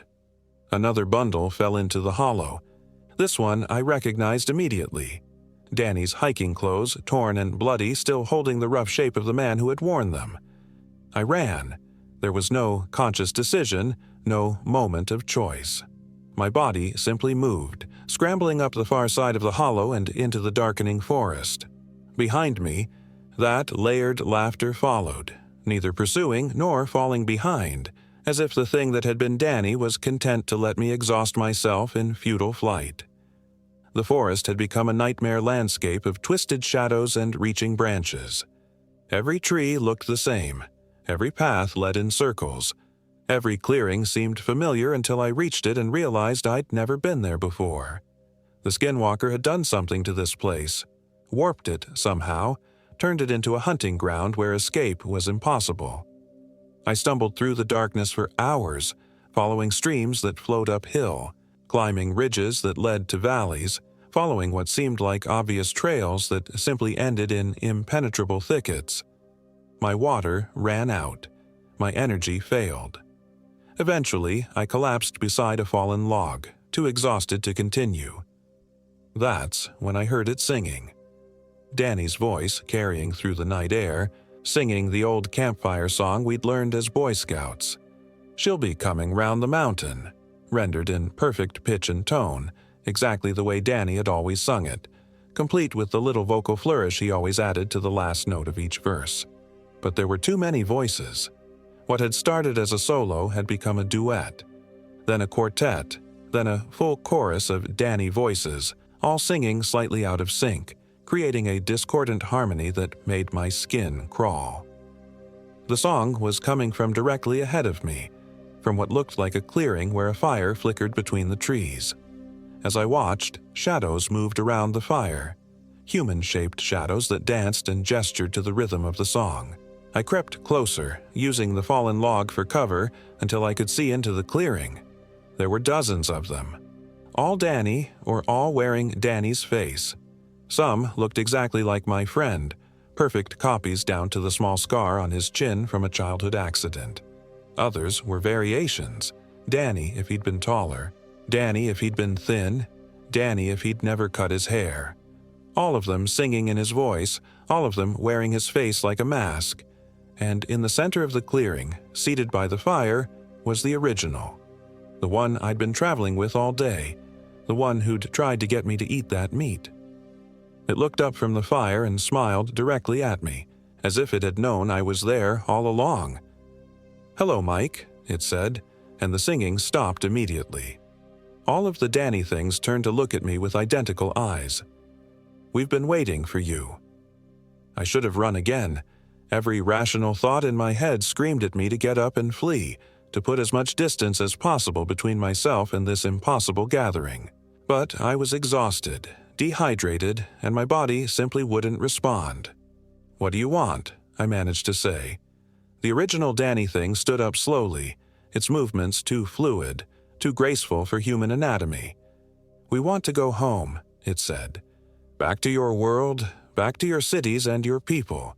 But we need proper forms, proper faces. Your friend was helpful. But one is not enough." The other Danny things began to move, closing the circle around my hiding place. I could see now that they weren't perfect copies. Small details were wrong: fingernails that were too long, teeth that were too sharp, skin that had a waxy, translucent quality. It was as if the skinwalker could approximate human form but couldn't quite master the subtleties. "We need more," the original continued. "More faces, more forms, more lives to study and inhabit. And you're going to help us get them." One of the Danny copies reached down and grabbed my arm, hauling me to my feet with strength that was definitely not human. Its grip felt wrong, too firm, as if its fingers contained hard structures that didn't belong in human anatomy. "Let me go," I said, trying to pull free. "Soon," the original said. "First, we need to understand you, study you, learn your patterns and mannerisms so we can wear your face as perfectly as we wear his." They dragged me toward the fire, and I could see that the flames weren't normal either. They burned too cold, too blue, and they cast shadows that moved independently of their sources. Around the fire ring were more bones, more spirals, and scattered among them were pieces of familiar gear: our backpacks, our supplies, even items I was certain we hadn't brought on the trip. "This is how it starts," the Danny thing explained, as if giving a lecture. "We take one, learn from one, become one. Then we use that form to take others. Your friend was perfect, trusting, analytical, the kind of person others would believe and follow. We walked right out of these woods wearing his face, and no one questioned us." "That's impossible," I said. "People would notice. They'd know something was wrong." The thing that looked like Danny smiled with teeth that were definitely too sharp. "Would they? Your species is remarkably oblivious. You see what you expect to see, believe what you want to believe. As long as we get the surface details right, speech patterns, mannerisms, a few key memories, humans accept us completely." One of the other Danny copies knelt beside the fire and began sorting through a collection of personal items that I realized belonged to other hikers, other campers who had probably visited these woods over the years. Driver's licenses, credit cards, wedding rings, photographs, the remnants of lives that had ended in this clearing. "How many?" I asked. "How many what? How many people have you taken?" The original Danny thing tilted its head as if calculating. "In these woods, 37 over the past 15 years. But we've been learning, becoming more efficient. The last few we took walked right back to civilization, and no one suspected anything until it was far too late." The implications hit me like a physical blow. These things weren't just killing people in the wilderness. They were infiltrating human society, replacing people in their own lives, using stolen identities to spread and multiply. "What happened to the real people?" I asked. The Danny thing gestured toward the bone spirals around the fire. "We keep what's useful and discard the rest. Your species is quite wasteful, actually. You only use a small fraction of your physical forms. We're much more efficient." That's when I noticed something that gave me the first hope I'd felt all day. One of the Danny copies had moved too close to the fire, and the strange blue flames had begun to burn its skin. Where the fire touched, the false flesh was peeling away, revealing something dark and shifting underneath. The creature looked down at the damage with mild annoyance, then reached into its pocket and pulled out what looked like a small pouch made of leather. It opened the pouch and began to sprinkle some kind of powder on the burns, and the flesh began to regenerate immediately. But for just a moment, I'd seen what was underneath the human disguise, something that moved like smoke, like liquid shadow, held together by will rather than biology, and I'd seen that it could be hurt by fire. "You're wondering if you can escape," the original said, watching my face carefully. "You're thinking about the fire, about whether it might damage us enough for you to get away." I tried to keep my expression neutral, but these things had been studying human behavior for years. They probably knew my thoughts better than I did. "It's an interesting idea," the Danny thing continued, "but ultimately futile. This entire forest belongs to us now. We've marked it, claimed it, made it ours. You could run for days and never find your way out. The boundaries shift when we will them to shift." One of the copies approached me from behind, and I felt something sharp press against my neck. Not a knife, but claws, extending from fingertips that no longer looked even remotely human. "But we're not unreasonable," the original said. "We don't want to cause unnecessary suffering. Cooperate with us, let us study you, help us perfect your form, and we'll make your ending quick and painless." The claw at my throat pressed deeper, drawing blood. "Or resist, and we'll take what we need slowly, piece by piece, keeping you alive and conscious for the entire process." I closed my eyes and tried to think. These creatures were intelligent, organized, and they'd been perfecting their hunting methods for years. But they'd also revealed weaknesses. The fire could damage them. They needed some kind of powder or substance to maintain their disguises, and they operated according to rules that might be exploited. "I'll cooperate," I said. The original Danny thing smiled. "Excellent. We'll start with your memories. Tell us about your life, your family, your job. Help us understand how to be you." And so I began to talk. I told them about my job selling insurance, about my apartment in Tulsa, about my parents and siblings and friends. I described my daily routines, my hobbies, my fears and ambitions. I answered their questions about human relationships, about social customs, about the 1,000 small details that make up a human life. But while I talked, I watched. I studied their movements, their interactions, their vulnerabilities. And I began to formulate a plan. The creatures were confident, maybe overconfident. They'd been successful for years, had never encountered serious resistance. They expected me to be just another victim, another form to steal and identity to assume. They weren't prepared for someone who'd been studying their behavior just as carefully as they'd been studying his. The interrogation continued for hours. They wanted to know everything: how I slept, how I ate, how I interacted with strangers, how I behaved when I was alone. They were building a psychological profile that would allow them to mimic not just my appearance but my entire personality. As the night wore on, some of the Danny copies began to tire. They'd move away from the fire, settle down in the shadows around the clearing, apparently needing rest just like any living creature. The group guarding me grew smaller, less attentive. Finally, when only 3 of them remained active around the fire, I made my move.